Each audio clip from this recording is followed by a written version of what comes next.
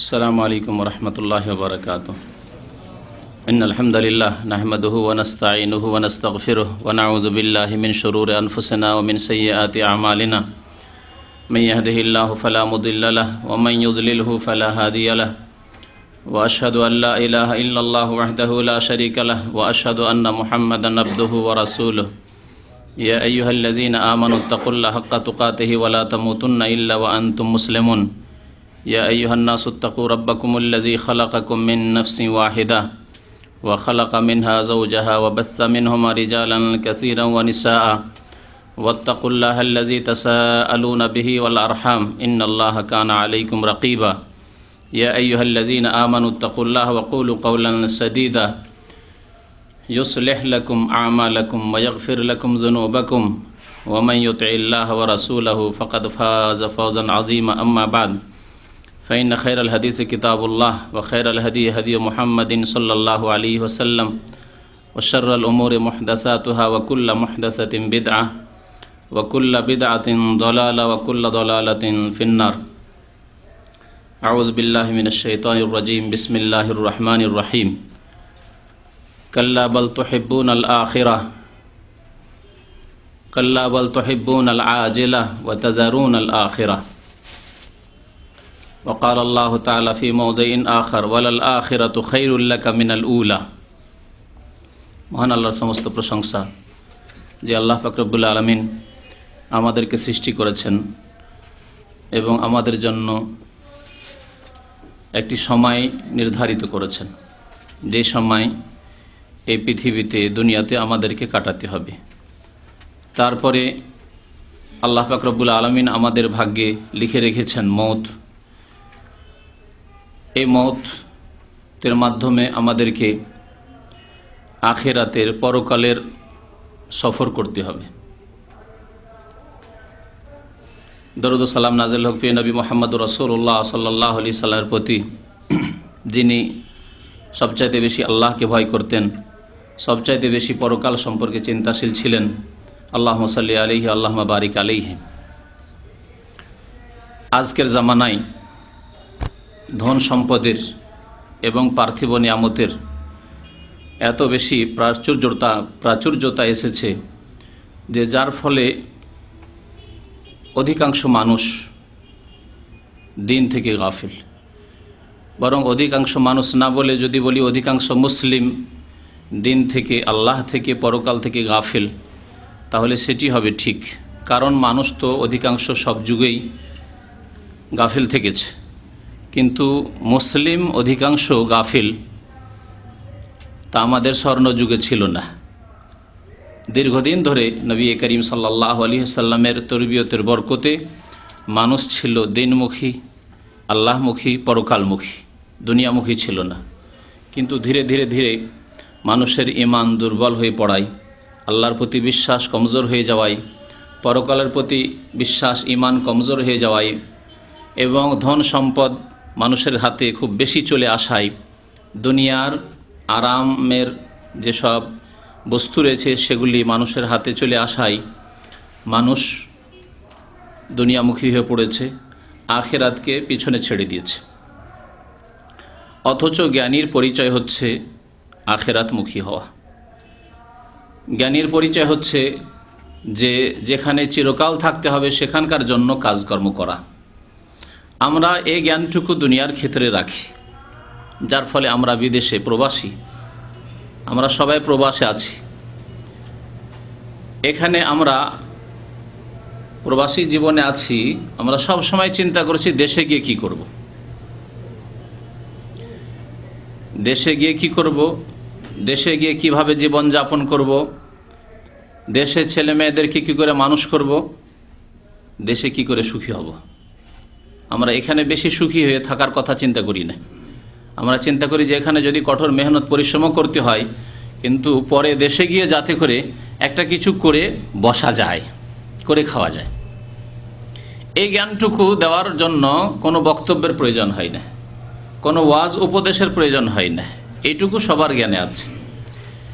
কিন্তু মওত সম্পর্কে, পরকাল আখিরাত সম্পর্কে মানুষকে ওয়াজ করেও, উপদেশ দিয়েও কোরআন এবং হাদিস আল্লাহ এবং রসুলের কথা বলেও বোঝানো যায় না।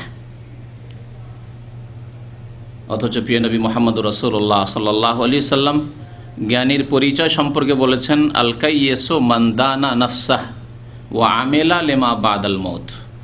জ্ঞানবান ব্যক্তি, বুদ্ধিমান ব্যক্তি ওই ব্যক্তি যেই ব্যক্তি মান দানা নাফসাহ, নিজের নফসের, নিজের জীবনের হিসাব নিকাশ নিজেই করে, যে আমি সৎ লোক না অসৎ লোক,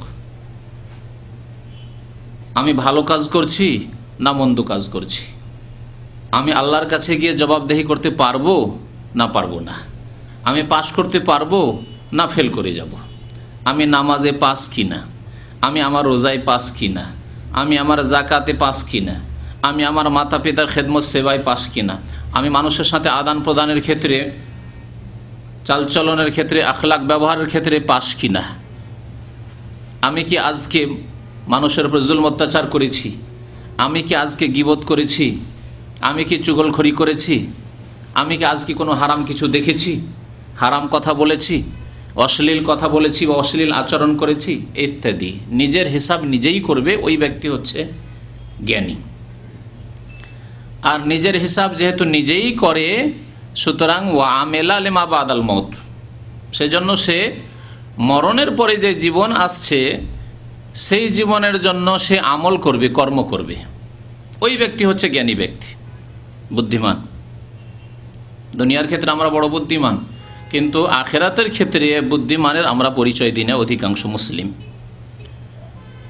আল্লাহ পাক রব্বুল আলামিন তাই বিভিন্ন জায়গায় আখেরাতের কথা স্মরণ করিয়েছেন। বহু আয়াতে আখেরাতের কথা স্মরণ করানো হয়েছে, কারণ মানুষ গাফিল হয়ে যায়, মানুষ ভুলে যায়, মানুষ অচেতন হয়ে যায়।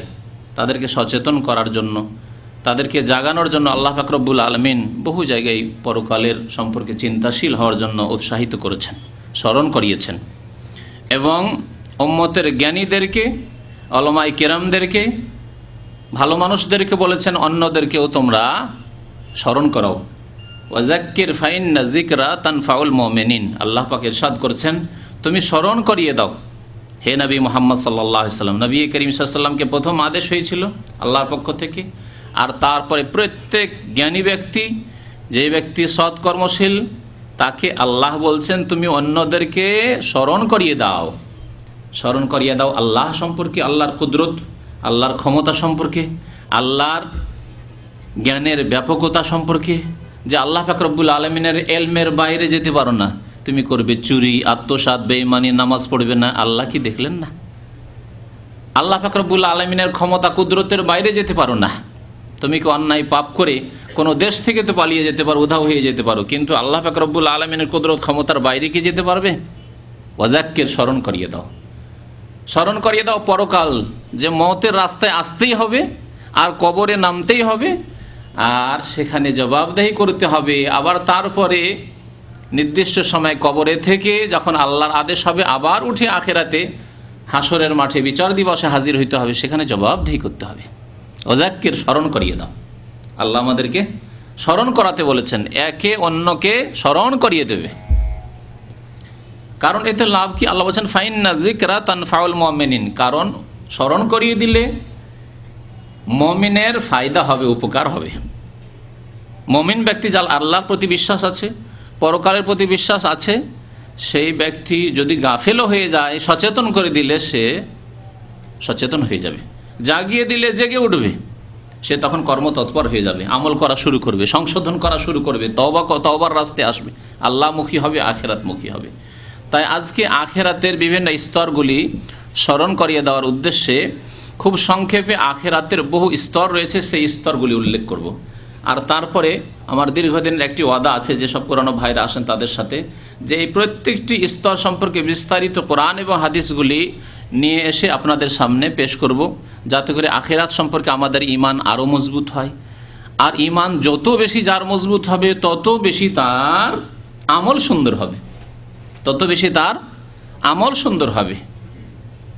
আপনাকে যদি কেউ এখন সংবাদ দেয় যে এখানে কোনো একটা বড় বিপদ আসতে যাচ্ছে, আল্লাহ না করে ভূমিকম্প আসছে, আর এই কথার উপর যদি আপনার বিশ্বাস হয়ে যায়, তাহলে আপনি যত তাড়াতাড়ি সম্ভব আপনি নিরাপদ স্থান খুঁজবেন আপনার জন্য, যে কোনখানে গেলে একটু বেশি নিরাপদ থাকতে পারি। কিন্তু যদি আপনার বিশ্বাস দুর্বল হয়, যে হতেও পারে নাও হইতে পারে, হতে পারে নাও হইতে পারে, অথবা না ভুল কথা হবে না, ভূমিকম্প হবে না, তাহলে আপনি এই ক্ষেত্রে তৎপর হবেন না। আপনাকে হেফাজতের স্থানে, এমন স্থানে যেখানে হয়তো আপনার আশা আছে যে ওখানে হয়তো বিপদ কম হইতে পারে, এইরকম স্থানে যাওয়ার আপনি চিন্তা নিয়ে আসবেন না মনে।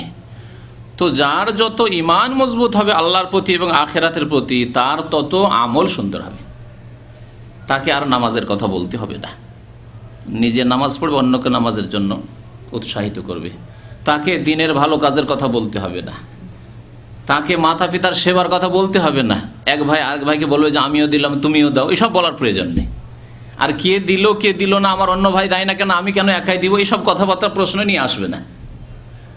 সে মনে করবে যে আমি ভাগ্যবান যে আম্মার সেবা করতে পেয়েছি, আব্বার সেবা করতে পেয়েছি, ভাগ্যবান আমি। ভাই বোনের আমি লালন পালন করতে পেয়েছি, ভাগ্যবান আমি। হতভাগা আমার ভাইয়েরা, তাদের তৌফিক হয়নি, আলহামদুলিল্লাহ আমার তৌফিক হয়েছে। এইভাবে সে চিন্তা করবে।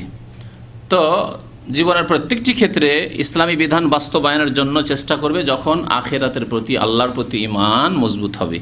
তাই আখেরাত সম্পর্কে আপনাদের সামনে আলোচনা করব। আল্লাহ পাক রব্বুল আলামিন কোরআনুল কারীমের প্রথম সূরা ফাতিহা, তারপরে সূরাতুল বাকারা, সূরা ফাতিহাতে আল্লাহ পাক রব্বুল আলামিন এই বিষয়কে ছাড়েননি।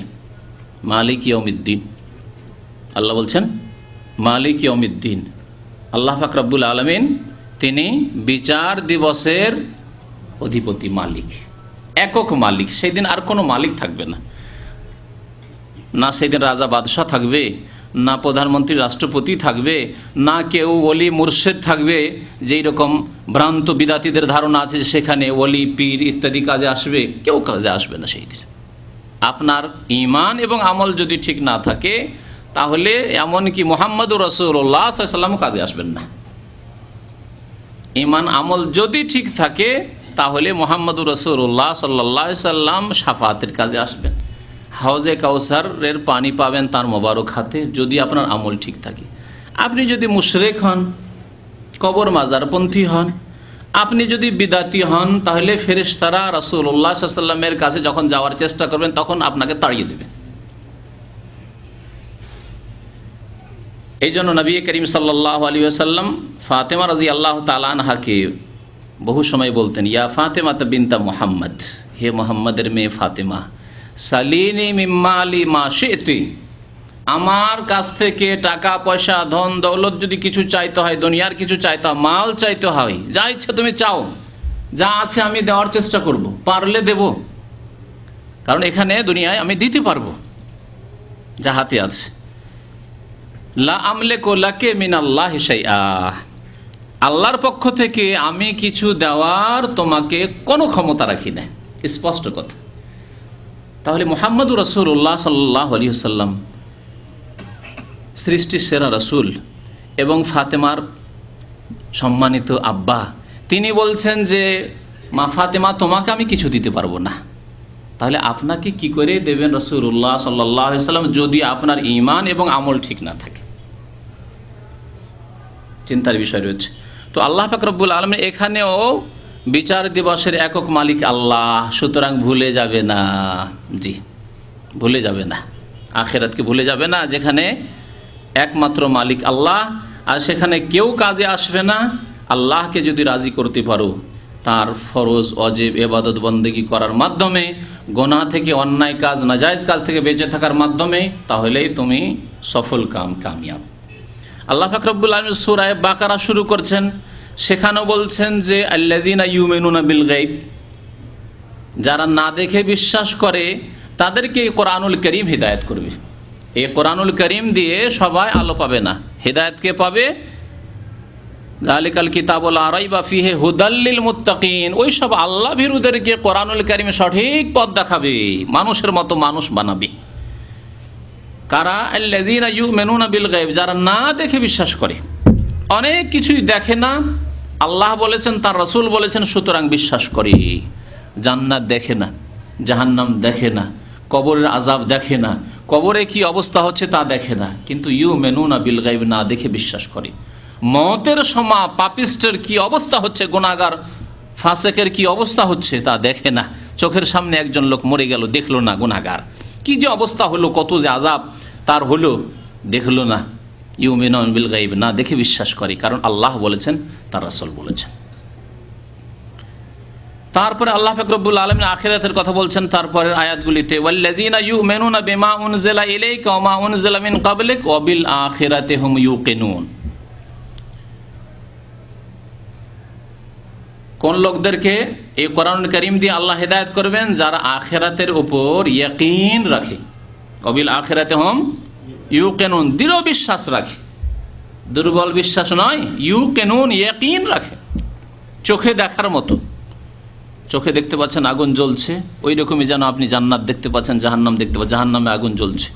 চোখে দেখতে পাচ্ছেন কোনো আপনি রাজপ্যালেস, চিন্তা করেন যদিও দুনিয়ার সারা বিশ্বের সমস্ত নিয়ামতকে যদি এক জায়গায় করে দেওয়া হয়, জান্নাতের সামান্য সামান্য ক্ষুদ্র জিনিসের সাথে তার কোনো তুলনা চলে না। কিন্তু আপনি চোখে কোনো ভালো নিয়ামতের বস্তু দেখে যেমন বিশ্বাস করছেন, তেমনই তার চাইতে বেশি আপনাকে ইয়াকিন করতে হবে আখিরাত সম্পর্কে, যে আখিরাত সামনে আমার। আর এই আখিরাত শুরু হবে মওত হলেই, মওত থেকে আখিরাত শুরু। আখিরাত মানে বিচার দিবসে যা অত দূরে নয়, মওত থেকে আখিরাত শুরু, মওত থেকে আপনার কিয়ামত শুরু, মওত থেকে আপনার দুনিয়া শেষ, দুনিয়ার সমাপ্তি ঘটে গেল। আর মওত কখন আসবে? আখিরাত সম্পর্কে বলতে পারেন যে এখনো 200-500 বছর থাকতে পারে, হ্যাঁ, 200, 400, 500 বছরও দুনিয়ার বয়স এখন থাকতে পারে, কিন্তু আপনার মওত, ওয়াল মওতু আদনা মিন শিরাকি নালিহি, সহিহ বুখারীতে হাদিস রয়েছে। আবু বকর সিদ্দিক রাদিয়াল্লাহু তাআলা আনহু আর বেলাল যখন নতুন নতুন হিজরত করে মদিনায় আসলেন, তারা মদিনার আবহাওয়া ভালো ছিল না, অসুস্থ হয়ে পড়তেন, প্রায় অসুস্থ থাকতেন। তখন মক্কা স্মরণ করতেন, মাতৃভূমি এমনি প্রিয়, তারপর মক্কা আল্লাহর পবিত্র জমিন, যেখানে আল্লাহর ঘর রয়েছে, ইব্রাহিম আলাইহিস সালাম নিজ হাতে তৈরি করেছেন, ওই সবগুলি কথা মনে পড়তো। তাই কবিতা আবৃত্তি করতেন আর বলতেন, তার একটি অংশ হচ্ছে ওয়াল মওতু আদনা মিন শিরাকি নালিহি। মানুষের মওত, মানুষের জুতা স্যান্ডেলের যে ফিতা রয়েছে তার চাইতে বেশি নিকট। মওত এত কাছে, 1 সেকেন্ডও লাগবে না আপনার মওত হয়ে গেল। জি। আর মওতের কোনো বয়স নেই, আপনার কোনো বয়সের সাথে সম্পর্ক নেই। এক শ্রেণীর লোকের হঠাৎ বলে ফেল, না না যুবক। জি, বহু যুবক মারা যাচ্ছে চোখের সামনে। জি, আজকাল আকস্মিক মওত খুব বেশি, কিয়ামতের একটি লক্ষণ আকস্মিক মওত। হঠাৎ করে রাত্রে শুয়েছে, শেষ, বয়স মাত্র 20 বছর 25 বছর। যেমন বেশি দুনিয়ামুখী হয়েছে, তেমন বেশি টেনশনে ভুগছে, আর তেমনই হঠাৎ মওত আসছে। তো আল্লাহ পাক রব্বুল আলামিন বলছেন যে কোরআন দিয়ে আল্লাহ হেদায়েত করবে নামাজি, তাহলে কি হবে? ওয়াবিল আখিরাতি হুম ইউকিনুন, যাদের আখিরাতের উপর ইয়াকিন রয়েছে।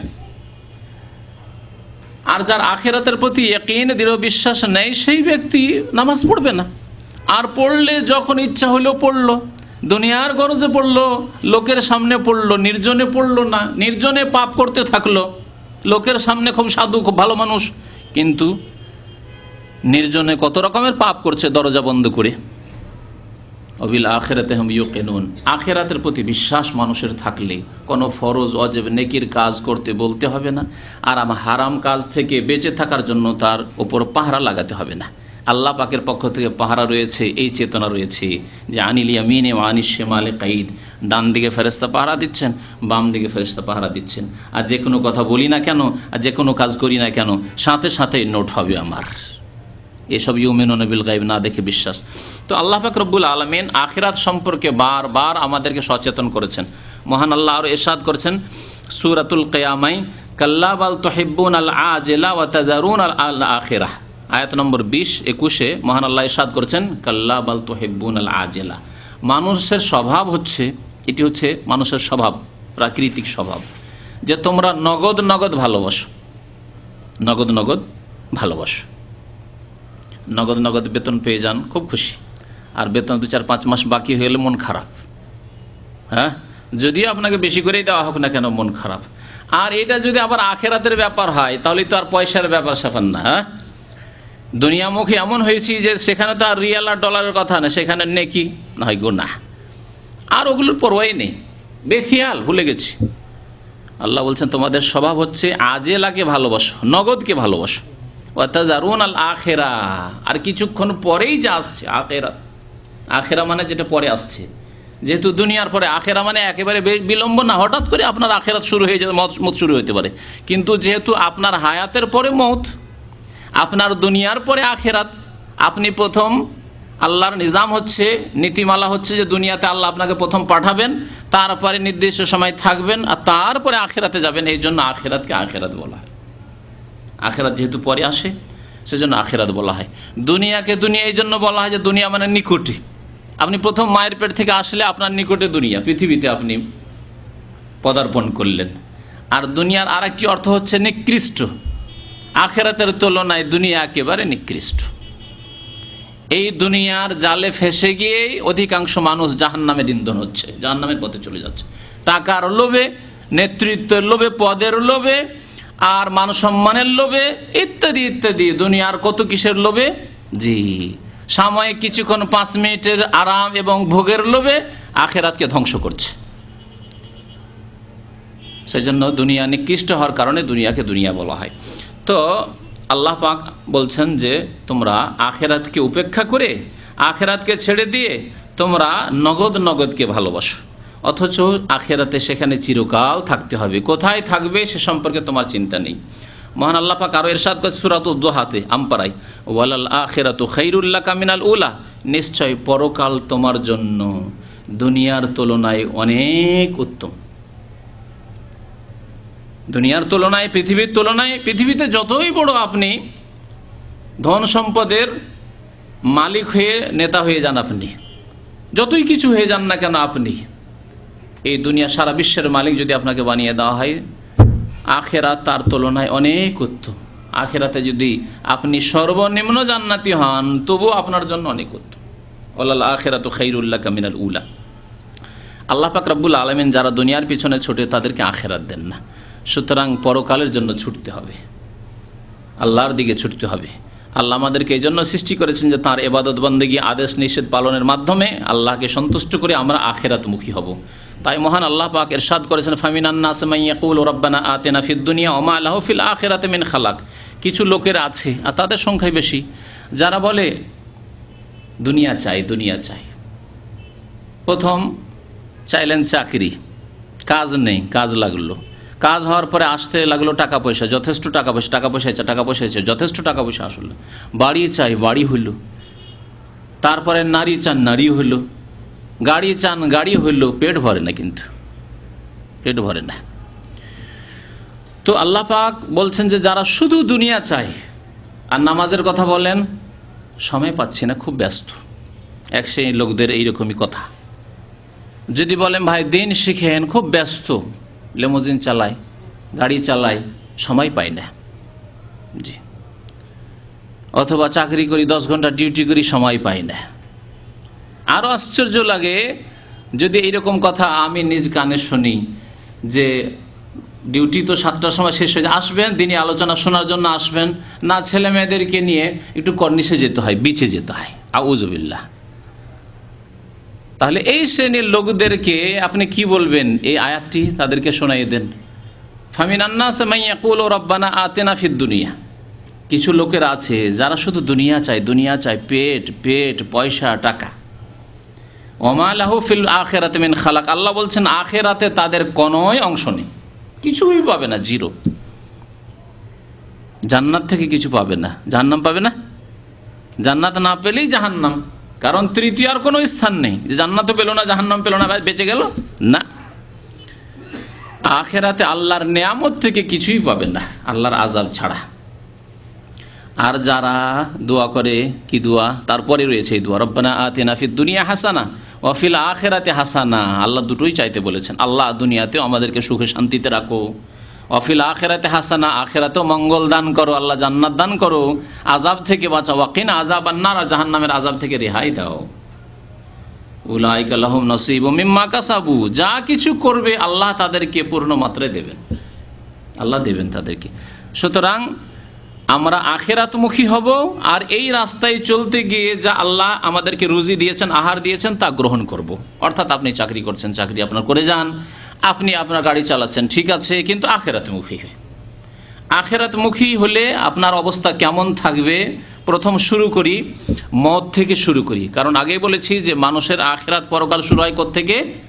মত থেকে শুরু হয়। এই মত যখন আসবে, খুব সংক্ষেপে বলছি, এমন কোনো মানুষ আছে বা এমন কোনো জীব আছে যার মত হবে না? সবার মত হবে। শেষখানে মালাকুল মত, যে আমাদের সবার রূহ কবজ করে আম্বিয়া রসুলকেও ছাড়েননি আল্লাহর আদেশ, তারও মত হবে, তারও মত হবে। কুল্লু নাফসিন যায়কাতুল মউত, জীব মাত্রেই, প্রাণী মাত্রেই তাকে কি করতে হবে? মতের স্বাদ গ্রহণ করতে হবে। যায়কাতুল মউত, উপায় নেই, মতের স্বাদ গ্রহণ করতে হবে। তাহলে এমন একটি জায়গা যেখান দিয়ে অতিক্রম করতেই হবে, এমন একটি ঘাট যে ঘাটে নামতেই হবে, তাহলে সেই ঘাটে নামার মতো প্রস্তুতি তো থাকতে হবে। আর যে কোনো সময় যদি নামতে হয় তাহলে তার প্রস্তুতি থাকতে হবে। আপনি যদি চিন্তা করুন, বিদেশে কাজ করছেন, চাকরি করছেন, যে কোনো সময় আপনার সফর হতে পারে, আর এক্সিটের সফর, তাহলে আপনাকে আপনার মাল সামান তৈরি রাখতে হবে। বিশেষ করে যেসব জিনিস নেওয়া জরুরি, যা দেশে পাবেন না, দুনিয়ার ক্ষেত্রে বলতে হয় না, এই ক্ষেত্রে প্রস্তুত। যে কোনো সময় আপনাকে বলা, যে কোনো সময় আপনার সফর হতে পারে, 10 মিনিটের মধ্যে সফর হতে পারে আপনার। দুনিয়ার মালিক 10 মিনিটে অনেক সময় সফর করাতে পারে না, কিন্তু আল্লাহ পাক রব্বুল আলামিন, যিনি আপনার মালিক, আমার হায়াত, আপনার হায়াতের মালিক, 1 সেকেন্ডের মধ্যেই সফর করিয়ে দিবেন। তাহলে আমাদের কেমন প্রস্তুতি থাকতে হবে? এই প্রস্তুতির নাম নবী করিম সাল্লাল্লাহু আলাইহি সাল্লাম বলেছেন, মান আহাব্বা লিকা আল্লাহ আহাব্বাল্লাহু লিকাআহু।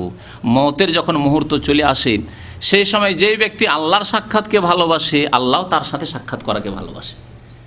আল্লাহ চাই যে ওই বান্দা আসুক, আমার সাথে সাক্ষাৎ করুক, আমার নিয়ামত পাক চলে আসুক। ওমান কারিহা লিকা আল্লাহ, আর মওতের মুহূর্তে যখন আযাবের ফেরেশতাদেরকে দেখবে, তখন পালাতে চেষ্টা করবে, কিন্তু উপায় তো নেই, যেতেই হবে। যেই ব্যক্তি আল্লাহর সাথে সাক্ষাৎ করাকে পছন্দ করে না, ঘৃণা করে, যেতে চায় না, সে মরতে চায় না, আল্লাহ ঘৃণা করে যে এই খবিস আত্মা যেন না আসে। কারিহা আল্লাহু লিকাহ। তাহলে আপনাকে কি অবস্থায় থাকতে হবে চিন্তা করুন। তাহলে যে কোনো সময় আপনি যদি এই অবস্থায় থাকেন যে আমার কাছে যে কোনো সময় মত আসলে আমি প্রস্তুত হয়ে রয়েছি, প্রস্তুতির মানে হচ্ছে যে এই অবস্থায় আমার মত হয়ে গেলে আমি ইনশাআল্লাহ আল্লাহর কাছে মুক্তি পেয়ে যাব, জাহান্নাম থেকে মুক্তি পেয়ে যাব। আল্লাহর কাছে আশা করি আমি আল্লাহর রহমত হবে আমার ঈমান এবং আমলের বরকতে। ঈমান এবং নেক আমলের কারণে আল্লাহর রহমত আমার উপরে হবে। আল্লাহর রহমত ছাড়া কেউ জান্নাতে যেতে পারবে না, কিন্তু বিনা ঈমান এবং সৎ আমলে আল্লাহর রহমতও হবে না।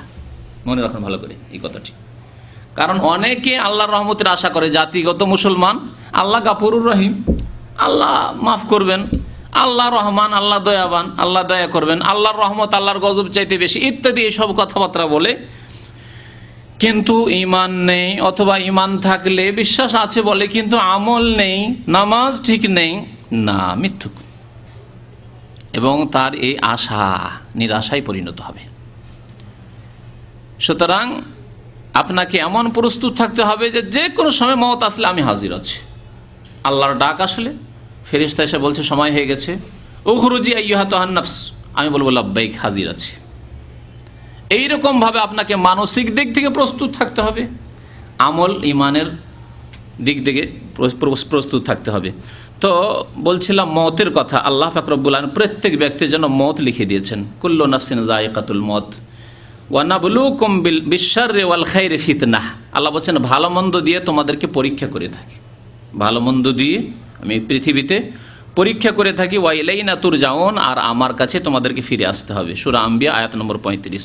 মহান আল্লাহ আরো ইরশাদ করেছেন, কুল্লু নাফসিন যায়িকাতুল মওত ওয়া ইন্নামা তুওয়াফাউনা উজুরাকুম ইয়াওমাল কিয়ামাহ, সূরা আলে ইমরান আয়াত নম্বর 185।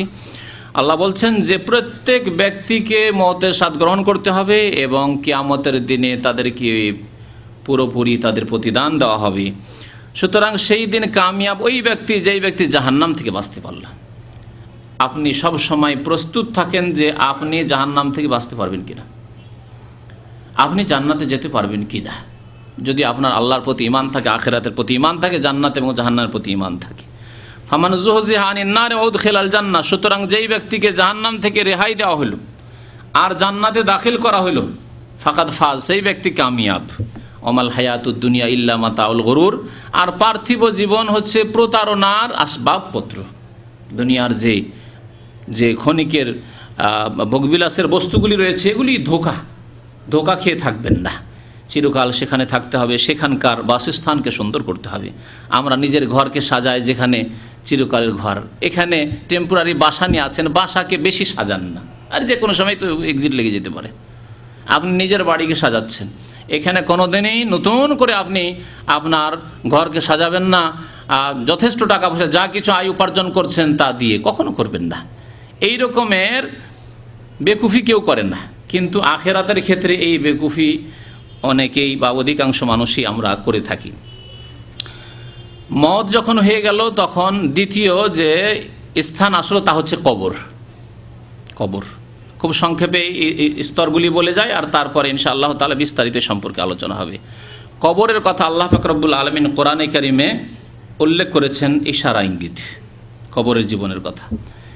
আল্লাহ পাকের ইরশাদ করেছেন সূরা ইব্রাহিম আয়াত নম্বর 27-এ, ইউসাব্বিতুল্লাহুল্লাযীনা আমানু বিল কওলিস সাবিতি ফিল হায়াতিদ দুনিয়া ওয়া ফিল আখিরাহ। সাহাবায়ে কেরামরা বলতেন যে এই আয়াত কবরের আযাব সম্পর্কে বা কবরের নিয়ামতের জীবন সম্পর্কে নাযিল হয়েছে। কবরের আযাবের যে হাদিস বর্ণনা করেছেন বারা বিন আযিব রাদিয়াল্লাহু তাআলা আনহু, তাতে এই আয়াত উল্লেখ করেছেন তিনি, যে মুমিনদেরকে জিজ্ঞাসা করা হবে 3টি প্রশ্ন।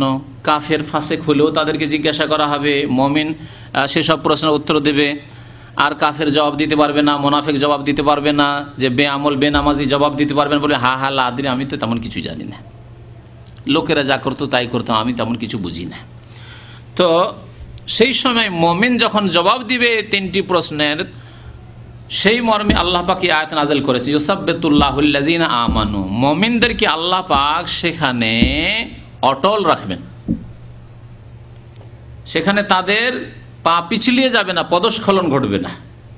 বিল কওলিস সাবিত ফিল হায়াতিদ দুনিয়া ওয়া ফিল আখিরাহ, দুনিয়াতেও আল্লাহ তাদেরকে অটল রাখবেন দিনের ওপর, এবং আখিরাতে অর্থাৎ কবরে যখন মুনকার নাকিরের প্রশ্ন হবে তখনও তাদেরকে আল্লাহ পাক অটল রাখবেন।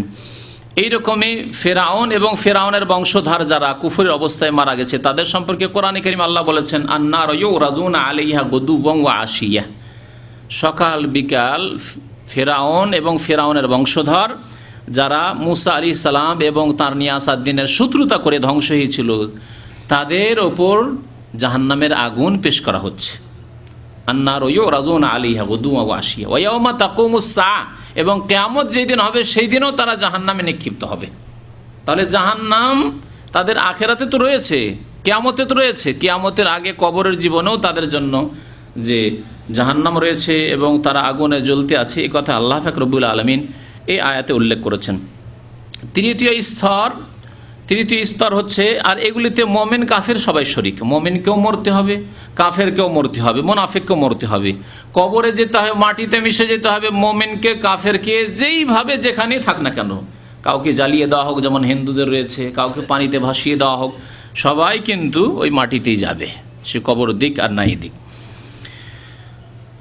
কিয়ামতের পূর্বে পৃথিবী যখন ধ্বংস হবে তখন সিংহায় ফুৎকার দেওয়া হবে, তৃতীয় আখিরাতের স্তর। আল্লাহ পাক রব্বুল আলমিনের ফেরেশতা ইসরাফিল আলাইহিস সালাম সিংহা নিয়ে সুর নিয়ে প্রস্তুত হয়ে রয়েছেন। এই ফুৎকার 2টি হবে না 3টি হবে, উলামায়ে কেরামদের ইখতিলাফ রয়েছে, কারো মতে 2টি ফুৎকার দেওয়া হবে, কারো মতে 3টি ফুৎকার দেওয়া হবে। যাই হোক না কেন, আল্লাহ পাক এই ফুৎকারের কথা সিংহায় উল্লেখ করে বলছেন, ওয়ানুফিখা ফিস সূর, সুরে সিংহায় ফুৎকার দেওয়া হবে, ফুঁক দেবেন ইসরাফিল আলাইহিস সালাম, ফাসায়কা মান ফিস সামাওয়াতি ওয়া মান ফিল আরদ ইল্লা মান শাআল্লাহ, আকাশ এবং জমিনে যে কেউ রয়েছে, তাহলে আকাশে ফেরেশতাগণ রয়েছেন, জমিনে মানুষ রয়েছে, জিন রয়েছে, আর অন্যান্য পশু পাখি রয়েছে, সব কিছু বেহুশ হয়ে যাবে। ফাসায়কা মান ফিস সামাওয়াতি ওয়া মান ফিল আরদ ইল্লা মান শাআল্লাহ, তবে আল্লাহ যদি কারো সম্পর্কে চান। কার সম্পর্কে চাইবেন এই কথা বলা হয়নি, যার সম্পর্কে আল্লাহ চাইবেন। আল্লাহ চাইলে জিবরাইল আলাইহিস সালাম সম্পর্কে চাইবেন, আল্লাহ চাইলে ইসরাফিল সম্পর্কে চাইবেন, আল্লাহ যার সম্পর্কে চাইবেন। ফাসায়কা মান ফিস সামাওয়াতি ওয়া মান ফিল আরদি ইল্লা মান শাআল্লাহ সুম্মা নুফিখা ফীহি উখরা, অতঃপর আবার সিংগায় ফুৎকার দেওয়া হবে। তাহলে এই আয়াতে দুইবার সিংগাই বা সুরে ফুঁক দেওয়ার কথা আল্লাহ পাক উল্লেখ করেছেন।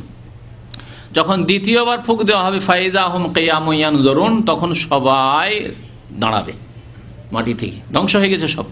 যারা আগে চলে গেছে দুনিয়াতে মারা গেছে, কবরে ছিল, তারা কবর থেকে গজিয়ে উঠবে, আল্লাহ জীবিত করবেন তাদেরকে, কবর থেকে উঠে আসবে নিজ নিজ কবর থেকে। আর যারা কিয়ামত যেই সময় হচ্ছে, পৃথিবী ধ্বংস হচ্ছে, সিংহায় ফুৎকার হচ্ছে, সেই সময় যেসব লোকেরা থাকবে, তারা যে ধ্বংস হয়েছে, বেহুশ হয়ে তারপরে মারা গেছে, তারা উঠবে ফাইজা হুম কিয়ামুন ইয়ানজুরুন, এবং এদিকে ওদিক তাকাবে যে কি হচ্ছে, কোথায় যেতে হবে, হতভম্ব। হঠাৎ করে যদি কারো ঘুম ভাঙে, তো ঘুমের পরে মানুষের খেয়াল থাকে না, সকাল না বিকাল না সন্ধ্যাবেলা, অনেক সময় খেয়াল থাকে না। দুনিয়াতে যদি এরকম হয়ে যায় ঘুমের ক্ষেত্রে, সেই সময় এমন অবস্থা থাকবে যে এদিক সেদিক তাকাবে, কি হবে কি হবে কি হচ্ছে। তারপরে হাসরের মাঠে উপস্থিত হইতে হবে। 4 নম্বরে সিংগাই ফুৎকারের পরে হচ্ছে পুনরুত্থান, আলবাস। আলবাস ও বাদ আল মত, মতের পরে পুনরুত্থান মানে উঠানো। আল্লাহ পাক রব্বুল আলামিন উঠাবেন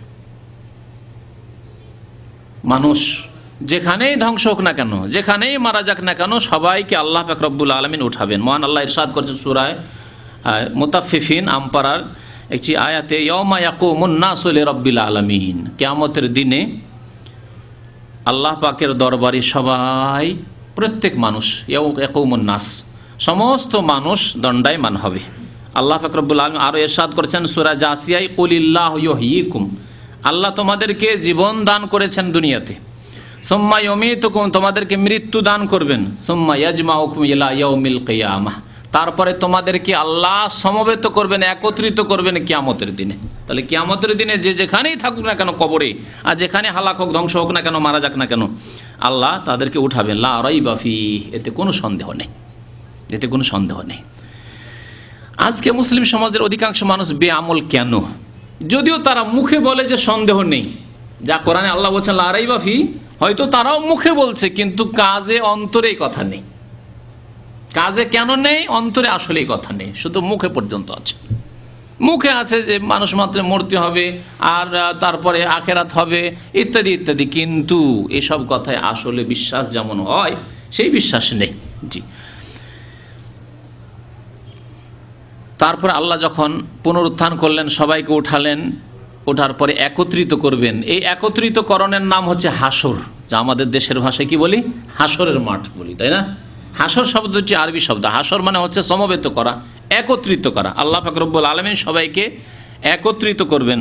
মহান আল্লাহ পাক ইরশাদ করেছেন সূরা আনআমের আয়াত নম্বর 22, ওয়া ইয়াউমা নাহশুরুহুম জামিয়ান, সেই দিনে আমি সমস্ত মানুষকে হাসর করব, একত্রিত করব।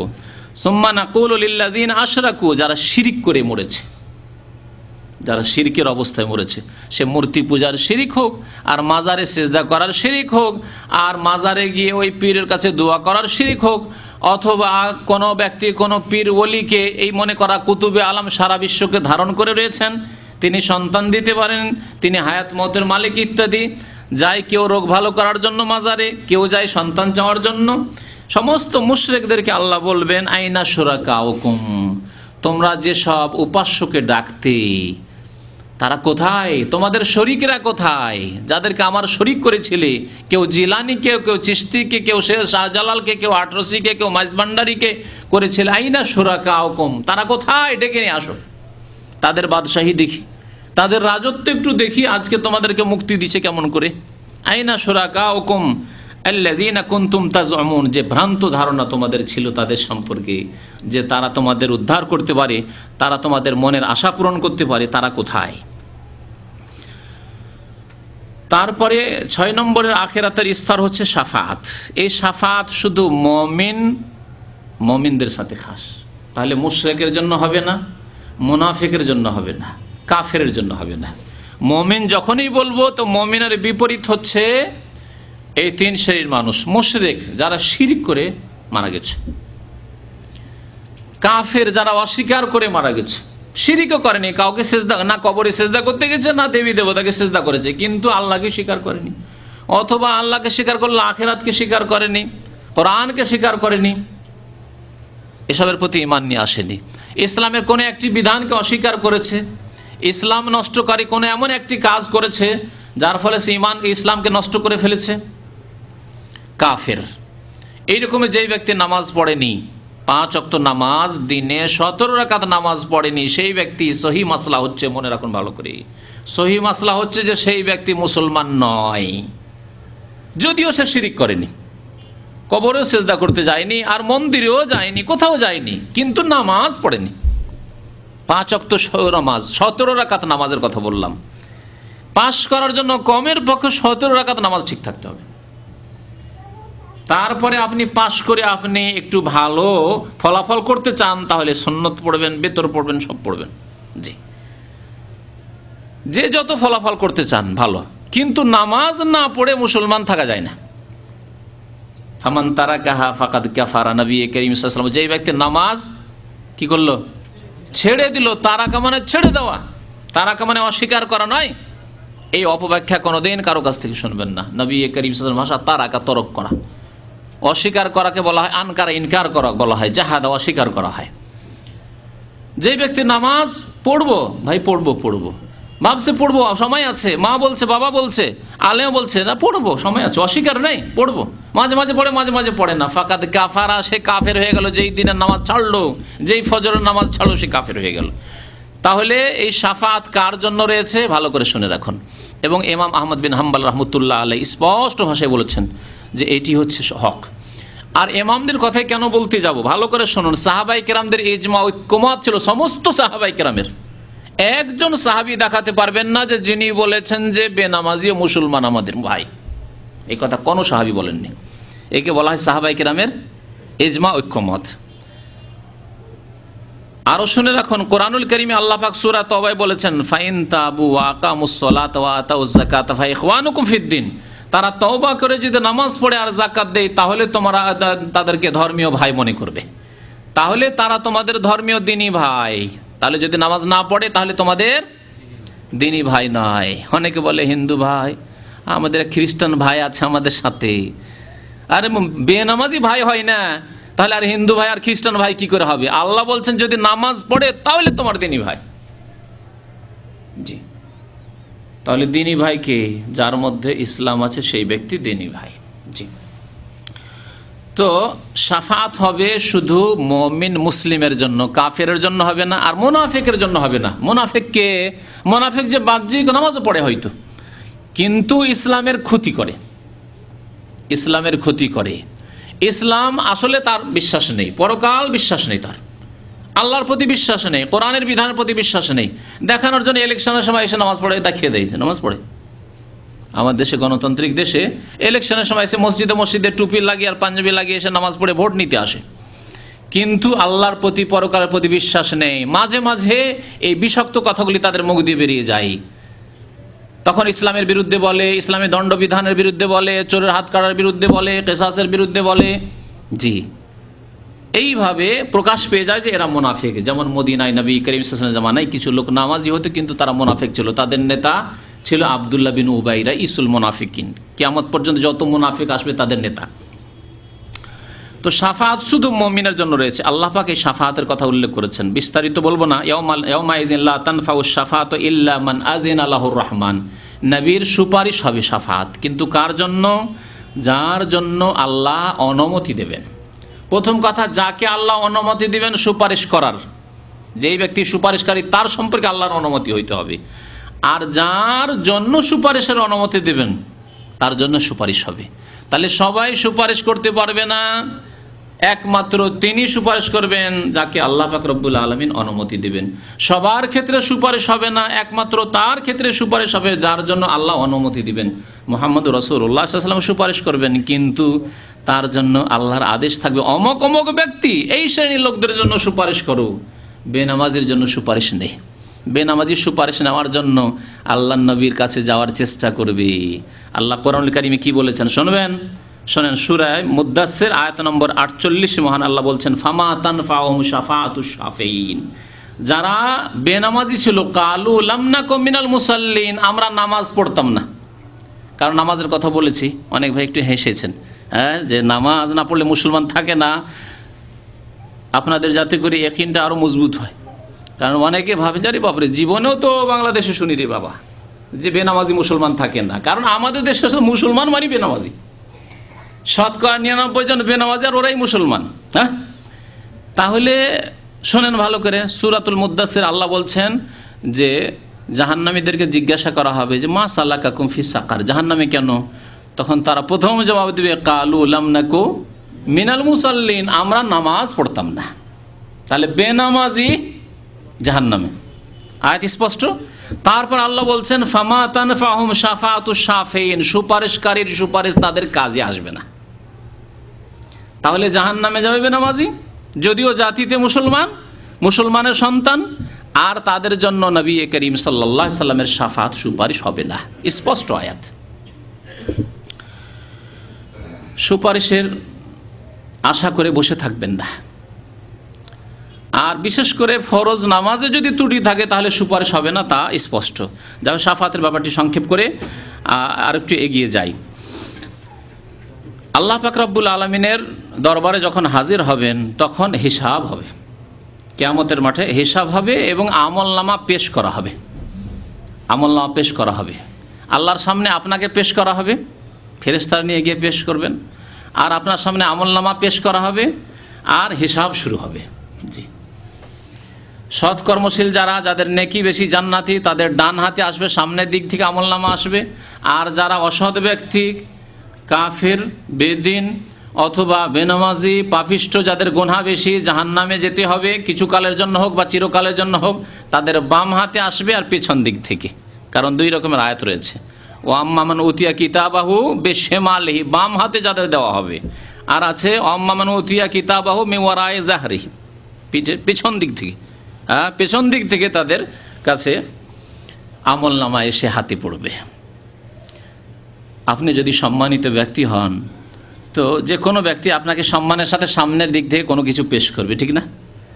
আর আপনাকে লাঞ্ছিত করা যদি উদ্দেশ্য থাকে, দেখেন আসামিদেরকে বেঁধে রাখা, আমাদের দেশে বেঁধে রাখে না এইভাবে, আসামিদেরকে এইভাবে পেছন দিয়ে, কোনো সামনের দিকে তো বানতে পারে, পেছন দিয়ে করে বেঁধে রাখে। তাহলে পেছন দিকে আপনার হাত থাকবে, এই অসম্মান। তারপরে পেছন দিক থেকে আপনাকে দেওয়া হলো, আপনি যদি সামান্য একটু সম্মান রাখেন তাহলে পেছন দিক থেকে আপনার সামনে কেউ চা পেশ করবে না, দেবে? খাবার দিচ্ছে, পেছন দিক থেকে এসে আপনাকে দেবে না। তো জাহান্নামী এত লাঞ্ছিত, গুনাহগার এত লাঞ্ছিত কিয়ামতের মাঠে, বিচার দিবসে, যে পেছন দিক থেকে বাম হাতে আমলনামা দেওয়া হবে। আল্লাহ পাক রব্বুল আলামিন এই হিসাবের কথা বহু জায়গায় কোরআনে কারীমে উল্লেখ করে, সুম্মা ইন্না আলাইনা হিসাবাহুম, ইন্না ইলাইনা ইয়াবাহুম, নিঃসন্দেহে আমার কাছে ফিরে আসতে হবে প্রত্যেক ব্যক্তিকে, আর আমার কাজ হচ্ছে তাদের হিসাব নেওয়া। অবশ্যই আল্লাহ পাক হিসাব নেবেন। আল্লাহ পাক রব্বুল আলামিন আরও মুমিনদের কথা, যারা নামাজি, সৎকর্মশীল, তাদেরও গুনাহ ভুল ত্রুটি হইতে পারে, আল্লাহ হিসাব নেবেন। কিন্তু এই হিসাবের কথা কি বলেছেন? ফাসাউফা ইউহাসাবু হিসাবান ইয়াসিরা ওয়া আম্মা মান উতিয়া কিতাবাহু বিয়ামিনি, যার ডান হাতে আমলনামা চলে এসেছে তারও হিসাব হবে যদি ভুল ত্রুটি থাকে। কিন্তু এই হিসাব হবে কেমন? হিসাবান ইয়াসিরা, সহজ হিসাব হবে, সহজ হিসাব। নবী করিম সাল্লাল্লাহু আলাইহি ওয়াসাল্লাম বলছেন সহজ হিসাব কি? সহজ হিসাব হচ্ছে যে শাসানিমূলক হিসাব হবে না, ধমক দেওয়া হিসাব হবে না, শুধু তার সামনে আমলগুলি পেশ করা হবে। সৎকর্মশীল ভালো মানুষ, কিন্তু তার যে কিছু ভুল আছে এগুলোকে আল্লাহ একেবারে রেখে দেবেন না, তার সামনে পেশ করবেন। অঙ্গীকার না হবে, তার স্বীকারোক্তি নেওয়া হবে যে আমেল তা কাজা ওয়া কাজা ফি ইয়াউমি কাজা ওয়া কাজা, অমুক দিনে অমুক তারিখে এতটা সময় তুমি এই কাজগুলি করেছো, এই কাজ করেছো, এই কথা বলেছো, এই অন্যায়টি করেছো, সবগুলি এক এক করে স্বীকার করবে। এত ভয় হবে যে এগুলি গুনাহ আল্লাহ সব আল্লাহর ফেরেশতাগণ নোট করে রেখেছেন, তো আল্লাহ জিজ্ঞেস করছেন, তাই তো ধ্বংস হয়ে গেলাম, জাহান্নামে যেতে হবে। আল্লাহ পাক রব্বুল বলবেন যে দেখো, দুনিয়াতে এগুলি তোমার গোপনে রেখেছিলাম, তুমি সৎকর্মশীল নামাজি মানুষ, তুমি দিনদার মানুষ ছিলে, কিন্তু তোমার এগুলি ভুল হয়েছে, তোমাকে লাঞ্ছিত অপদস্থ দুনিয়াতে করিনি, সুতরাং আজকেও তোমাকে অপদস্থ করবো না, যাও তোমাকে মাফ করে দিলাম, শুধু তোমাকে দেখানোর জন্য যে এই ভুলগুলি তুমি করেছো। এক মাসের ভুল ত্রুটি যদি আমাদের ধরা হয়, কোনো মানুষ ধরে, তো আমাদের মুশকিল হয়ে যাবে। আর 50 বছর, 60 বছর, 70 বছরে যখন আল্লাহ পাক রব্বুল আলামিন হিসাব নেবেন, তখন কি অবস্থা হবে? আল্লাহ পাক আরও ইরশাদ করছেন, ইয়াউমাইযিন তুরাজুনা লা তাখফা মিনকুম খাফিয়া, যেদিন আল্লাহর সামনে তোমাদেরকে পেশ করা হবে, তখন কোনো কিছুই গোপনে রাখতে পারবে না। আজকে কত কথা প্রত্যেক মানুষ নিজ নিজ জীবনের কথা যদি চিন্তা করেন, আপনার জীবনের অনেক খারাপ কাজ আছে যা একমাত্র আপনি জানেন, আর কেউ জানে না। আল্লাহ পাক রব্বুল আলামিন ছাড়া আর আপনার ছাড়া আর কোনো মানুষ জানে? আপনার স্ত্রী পর্যন্ত জানে না এমন এমন কাজ করে আছেন আপনি, আপনার মা জানে না, বাবা জানে না, আপনার ভাইরা জানে না এমন এমন কাজ করে আছেন। প্রত্যেকের এইরকম কিছু কিছু ইতিহাস আছে। আল্লাহ বলছেন যেই দিন আল্লাহর সামনে তোমাদের পেশ করা হবে, কোনো কিছু লুকিয়ে রাখতে পারবে না, সব সামনে চলে আসবে। সূরাতুল হাক্কা আয়াত নম্বর 18। আল্লাহ পাক রব্বুল আলামিনের দরবারে সেই দিন হিসাব দিতে হবে, এই সম্পর্কে চিন্তাশীল হইতে হবে। নবী করিম সাল্লাল্লাহু আলাইহি ওয়াসাল্লাম বলেছেন যে এমনভাবে হিসাব হবে যে সামনাসামনি আল্লাহর সামনে যেতে হবে, হাজির হইতে হবে। একজন বড় মানুষের সামনে গিয়ে যদি কথা বলতে হয় তো আমাদের মাথার ঘাম পা পর্যন্ত চলে আসে। আল্লাহ পাক রব্বুল আলামিনের দরবারে যেদিন মা মিনকুম মিন আহাদিন, এমন কোনো ব্যক্তি নেই ইল্লা সায়ুকাল্লিমুহু রাব্বুহু, আল্লাহ পাক রব্বুল আলামিন তার সাথে সরাসরি কথা বলে হিসাব নেবেন। লাইসা বাইনাহু ওয়া বাইনাহু তরজমান, কোনো অনুবাদক থাকবে না, দোভাষী থাকবে না যে আমি তো আরবি বুঝি না, আল্লাহর কথা আমি বুঝি না, তো একজন এসে আমার কথা প্রকাশ করে দেবে আর আল্লাহর কথা আমাকে বুঝিয়ে দেবেন না। ওই দিন এইরকম হবে না, সরাসরি আল্লাহর সাথে প্রত্যেক ব্যক্তি কথা বলে হিসাব দিতে হবে। 8 নম্বর বিষয় ছিল যা সম্পর্কে কিছুটা বলেই দিয়েছি, তা হচ্ছে যে আমলনামাগুলি হাতে আসবে, আমলনামা হাতে আসবে। এই মর্মে আল্লাহ পাক রব্বুল আলামিন বেশ বিভিন্ন আয়াতে এই বিষয়টিকে উল্লেখ করেছেন। আল্লাহ পাকের ইরশাদ করেছেন ফাআম্মা মান উতিয়া কিতাবাহু বিয়ামিনি ফায়াকুল হাউ মুকরাউ কিতাবিয়া, যার ডান হাতে আমলনামা দেওয়া হবে সে এত খুশি হবে সবাইকে ডাকবে, সবাইকে ডাকবে, বন্ধু বান্ধব যাকে দেখবে ডাকবে, দেখো দেখো আমার আমলনামা দেখো, আমার আমলনামা দেখো।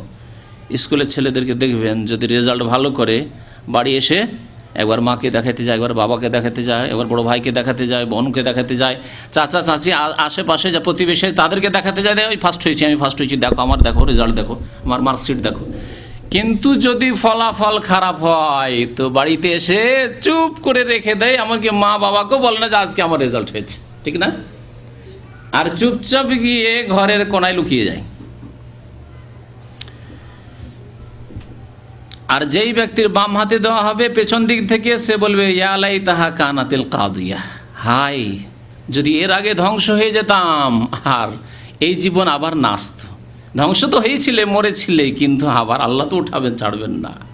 ইয়া লাইতাহা কানাতিল কাদিয়া, এখন যদি মত চলে আসতো তাহলে না হিসাব বুঝতাম, না এই কষ্ট পেতাম, না জাহান্নামে যেতে হইতো।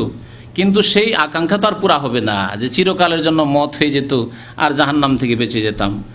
ওয়াউদিয়াল কিতাব ফাতারাল মুজরিমিনা মুশফিকিনা মিম্মা ফি, আল্লাহ বলছেন যে আমলনামা তাদের সামনে রেখে দেওয়া হবে, তখন অপরাধী গুনাহগার যারা বেনামাজি গুনাহগার কাফের বেদিন মুনাফিক তারা অত্যন্ত ভয়ে ভীত, আর তারা বলবে ইয়া ওয়াইলাতানা, যখন আমলনামা দেখবে ছোট ছোট কথা তাও ছাড়েননি।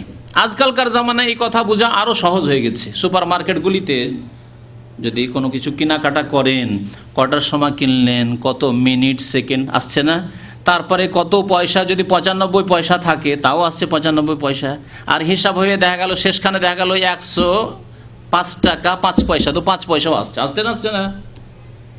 আজকাল যান্ত্রিক সভ্যতার যুগে সব কিছু বিস্তারিত আপনার রেকর্ড চলে আসছে, কখন কোন দিনে কিনেছেন আর কোন সময় কিনেছেন, কি সামান কিনেছেন, কত দামে কিনেছেন, সব চলে আসছে। তো আল্লাহ পাক রব্বুল আলামিন যখন এইভাবে সব কিছুই পেশ করে দেবেন মানুষের নেকি এবং গুনাহ, তখন ওই মানুষরা বলবে ওয়ায়াকুলুনা ইয়া ওয়াইলাতানা, হায় আফসোস, হায় আমাদের ধ্বংস হোক, মালি হাজাল কিতাব, এই আমলনামা কেমন আমলনামা, লা ইউগাদিরু সাগীরাতান ওয়ালা কাবীরাতান ইল্লা আহসাহা, ছোট গুনাহও ছাড়েনি। একদিন একটা কথা বলেছিলাম, সামান্য একটা কথা বলেছিলাম, তাও ছাড়েনি। একদিন একটা লোকে সামান্য বদনাম করেছিলাম, তাও ছাড়েনি, সব কথা নোট করা আছে। একদিন একটা অশ্লীল কথা, মুখ দিয়ে খারাপ কথা বেরিয়েছিল, একদিন আম্মাকে গাল দিয়ে দিয়েছিলাম, সেই কথাটাও লেখা আছে। একদিন আব্বাকে একদিন একটু শক্ত ভাষা বলেছিলাম, তাও লেখা আছে। একদিন এক ভাইয়ের সাথে ঝগড়া করেছিলাম, তাও লেখা আছে। লা ইউগাদিরু সাগীরাতান ওয়ালা কাবীরাতান ইল্লা আহসাহা, একদিন বেতর ছেড়েছিলাম, তাও লেখা আছে। আল্লাহু আকবার। ছোট গুনাহও ছাড়েননি আর বড় গুনাহও ছাড়েননি। একদিন খারাপ নজর দিয়েছিলাম ফিল্মে কোনো মহিলার দিকে, তাও লেখা আছে। লা ইউগাদিরু সাগীরাতান ওয়ালা কাবীরাতান ইল্লা আহসাহা ওয়া ওয়াজাদু মা আমিলু হাজিরাহা, যা কিছু আমল করেছিল দুনিয়াতে ভালো হোক মন্দ সব হাজির সেখানে সামনে উপস্থিত পাবে। ওয়ালা ইয়াজলিমু রাব্বুকা আহাদা, মনে রাখবে যে তোমার রব আল্লাহ পাক কোনো জুলুম করবেন না, যা আপনি করেছেন দুনিয়াতে তাই পাবেন। নিশ্চিত থাকেন, ইয়াকিন থাকা উচিত আপনার যে আপনার উপর জুলম হবে না। আল্লাহ পাক রব্বুল আলামিন ন্যায় বিচারের দাঁড়িপাল্লা কায়েম করবেন। সূরা কাহফ আয়াত নম্বর 49। আল্লাহ পাক রব্বুল আলামিন আরও দাঁড়িপাল্লা কায়েম করবেন। আল্লাহ এমনি হিসাব দিয়ে দিলেও হতো, কিন্তু আল্লাহ আপনাকে চোখে দেখিয়ে দিতে চাইবেন যে দেখেন, আপনার গুনাহ দেখে নেন ভালো করে, আর আপনার নেকিও দেখেন। মিজান কায়েম হবে। আল্লাহ পাক ইরশাদ করেছেন, নাদাউল মাওয়াজিন আল কিসতা লিয়াউমিল কিয়ামা, কিয়ামতের দিবসে আমি ন্যায় বিচারের দাঁড়িপাল্লা মিজান কায়েম করব। মিজান মানে দাঁড়িপাল্লা, দাঁড়িপাল্লা আল্লাহ তারাজু কায়েম করবেন। ফালা তুজলামু নাফসুন শাইয়া, কোনো ব্যক্তির ওপর কিঞ্চিত পরিমাণও জুলম অত্যাচার হবে না। জুলম অত্যাচার এইভাবে হয় যে আপনি নেকি করেছেন বেশি, কিন্তু আপনাকে বেশি দেওয়া হয়নি, কম দেওয়া হয়েছে। যেমন স্কুল কলেজ ইউনিভার্সিটিতে পড়াশোনার কালে কোনো ওস্তাদ হয়তো একটু অসন্তুষ্ট আছে, আপনার উপর একটু অ্যালার্জি আছে, আপনি হয়তো নম্বর পাবেন 90, দিল আপনাকে 85, 5 নম্বর কম করে দিল। পাস করাইল, ফার্স্ট ডিভিশনও পেলেন, কিন্তু 2-4-5 নম্বর কম করে দিল। আর এইটাও জুলুম যে আপনি পাবেন 80, আর একটা ছেলে হয়তো আত্মীয় অথবা বেশ খুব ওস্তাদের সাথে ভালো, শিক্ষকের সাথে ভালো সম্পর্ক আছে, যার ফলে পাবে 80 দিয়ে দিল 85, 5 নম্বর বেশি দিয়ে দিল, সেটাও জুলুম। এইরকম জুলুম আল্লাহ পাক রব্বুল আলামিনের কাছে হবে না। যে যা পাবে তাই তাকে দেওয়া হবে। আল্লাহ পাক ইরশাদ করছেন, ফালা তুজলামু নাফসুন শাইয়া ওয়া ইন কানা মিসকালা হাববাতিন মিন খারদাল, সরিষা পরিমাণ কোনো আমল যদি থাকে, আল্লাহ বলছেন আতাইনা বিহা, তা আমি নিয়ে এসে উপস্থিত করব। সরিষা পরিমাণ আপনি কোনো নেকি করেছেন, 4 আনা পয়সা কোনোদিন দান করেছেন, এ কথা চিন্তা করবেন না যে 4 আনার দান আপনি ভুলে গেছেন, 1 রিয়াল দান করে কতবার দান করেছেন আপনি ভুলে গেছেন, কিন্তু আল্লাহ পাক রব্বুল আলামিন তাও সেই নেকিও হাজির করবেন। আর যদি 1 রিয়ালেরও একটা সিডি কিনে ফিল্ম দেখে থাকেন, তাও আল্লাহ হাজির করবেন। 1 রিয়াল দিয়ে যদি থাইল্যান্ডি লটারিতে অংশ নিয়ে থাকেন, তাও হাজির করবেন যে 1 রিয়াল দিয়ে আপনি হারাম ব্যবসায় অংশ নিয়েছেন। আল্লাহ পাক রব্বুল আলামিন আরো কোরআনে কারিমে ইরশাদ করেছেন, সূরা আম্বিয়া আয়াত নম্বর 47 ছিল, ওমান খাফফাত মাওয়াজিনু ফাউলাইকাল্লাযিনা খাসিরু আনফুসাহুম, সেই দিন দাঁড়িপাল্লা আল্লাহ কায়েম করবেন, আর যার নেকির পাল্লা হালকা হয়ে যাবে। সাকুলাত মাওয়াজিনুহু আর খাফফাত মাওয়াজিনুহু, কিছু লোক আছে যাদের নেকির পাল্লা ভারী হবে, ভাগ্যবান সেই ব্যক্তি, জান্নাতি। আর কিছু লোক আছে যাদের নেকির পাল্লা হালকা হয়ে যাবে, তাদের সম্পর্কে আল্লাহ বলছেন সূরা মুমিনুনের আয়াত নম্বর 103-এ, ফাউলাইকাল্লাযিনা খাসিরু আনফুসাহুম, এরা চরম ক্ষতিগ্রস্ত হবে। ক্ষতিগ্রস্ত অর্থাৎ জাহান্নামে তাদেরকে নিক্ষেপ করা হবে। ফি জাহান্নামা খালিদুন, এবং সেখানে জাহান্নামে চিরকাল তারা বসবাস করবে। নবী করিম সাল্লাল্লাহু আলাইহি সাল্লামের একটি প্রসিদ্ধ হাদিস রয়েছে এই মিজান দাঁড়িপাল্লা সম্পর্কে। আল্লাহ দাঁড়িপাল্লা কায়েম করবেন। দাঁড়িপাল্লাতে নেকি কি করে ওজন করা হবে? নেকি আল্লাহ জানেন কেমন করে ওজন করবেন। আজকাল তাপমাত্রা ওজন করা হচ্ছে, তাই না? শরীরে কতটা আপনার তাপ আছে, জ্বর আছে না আছে, মানুষ ওজন করে নিচ্ছে।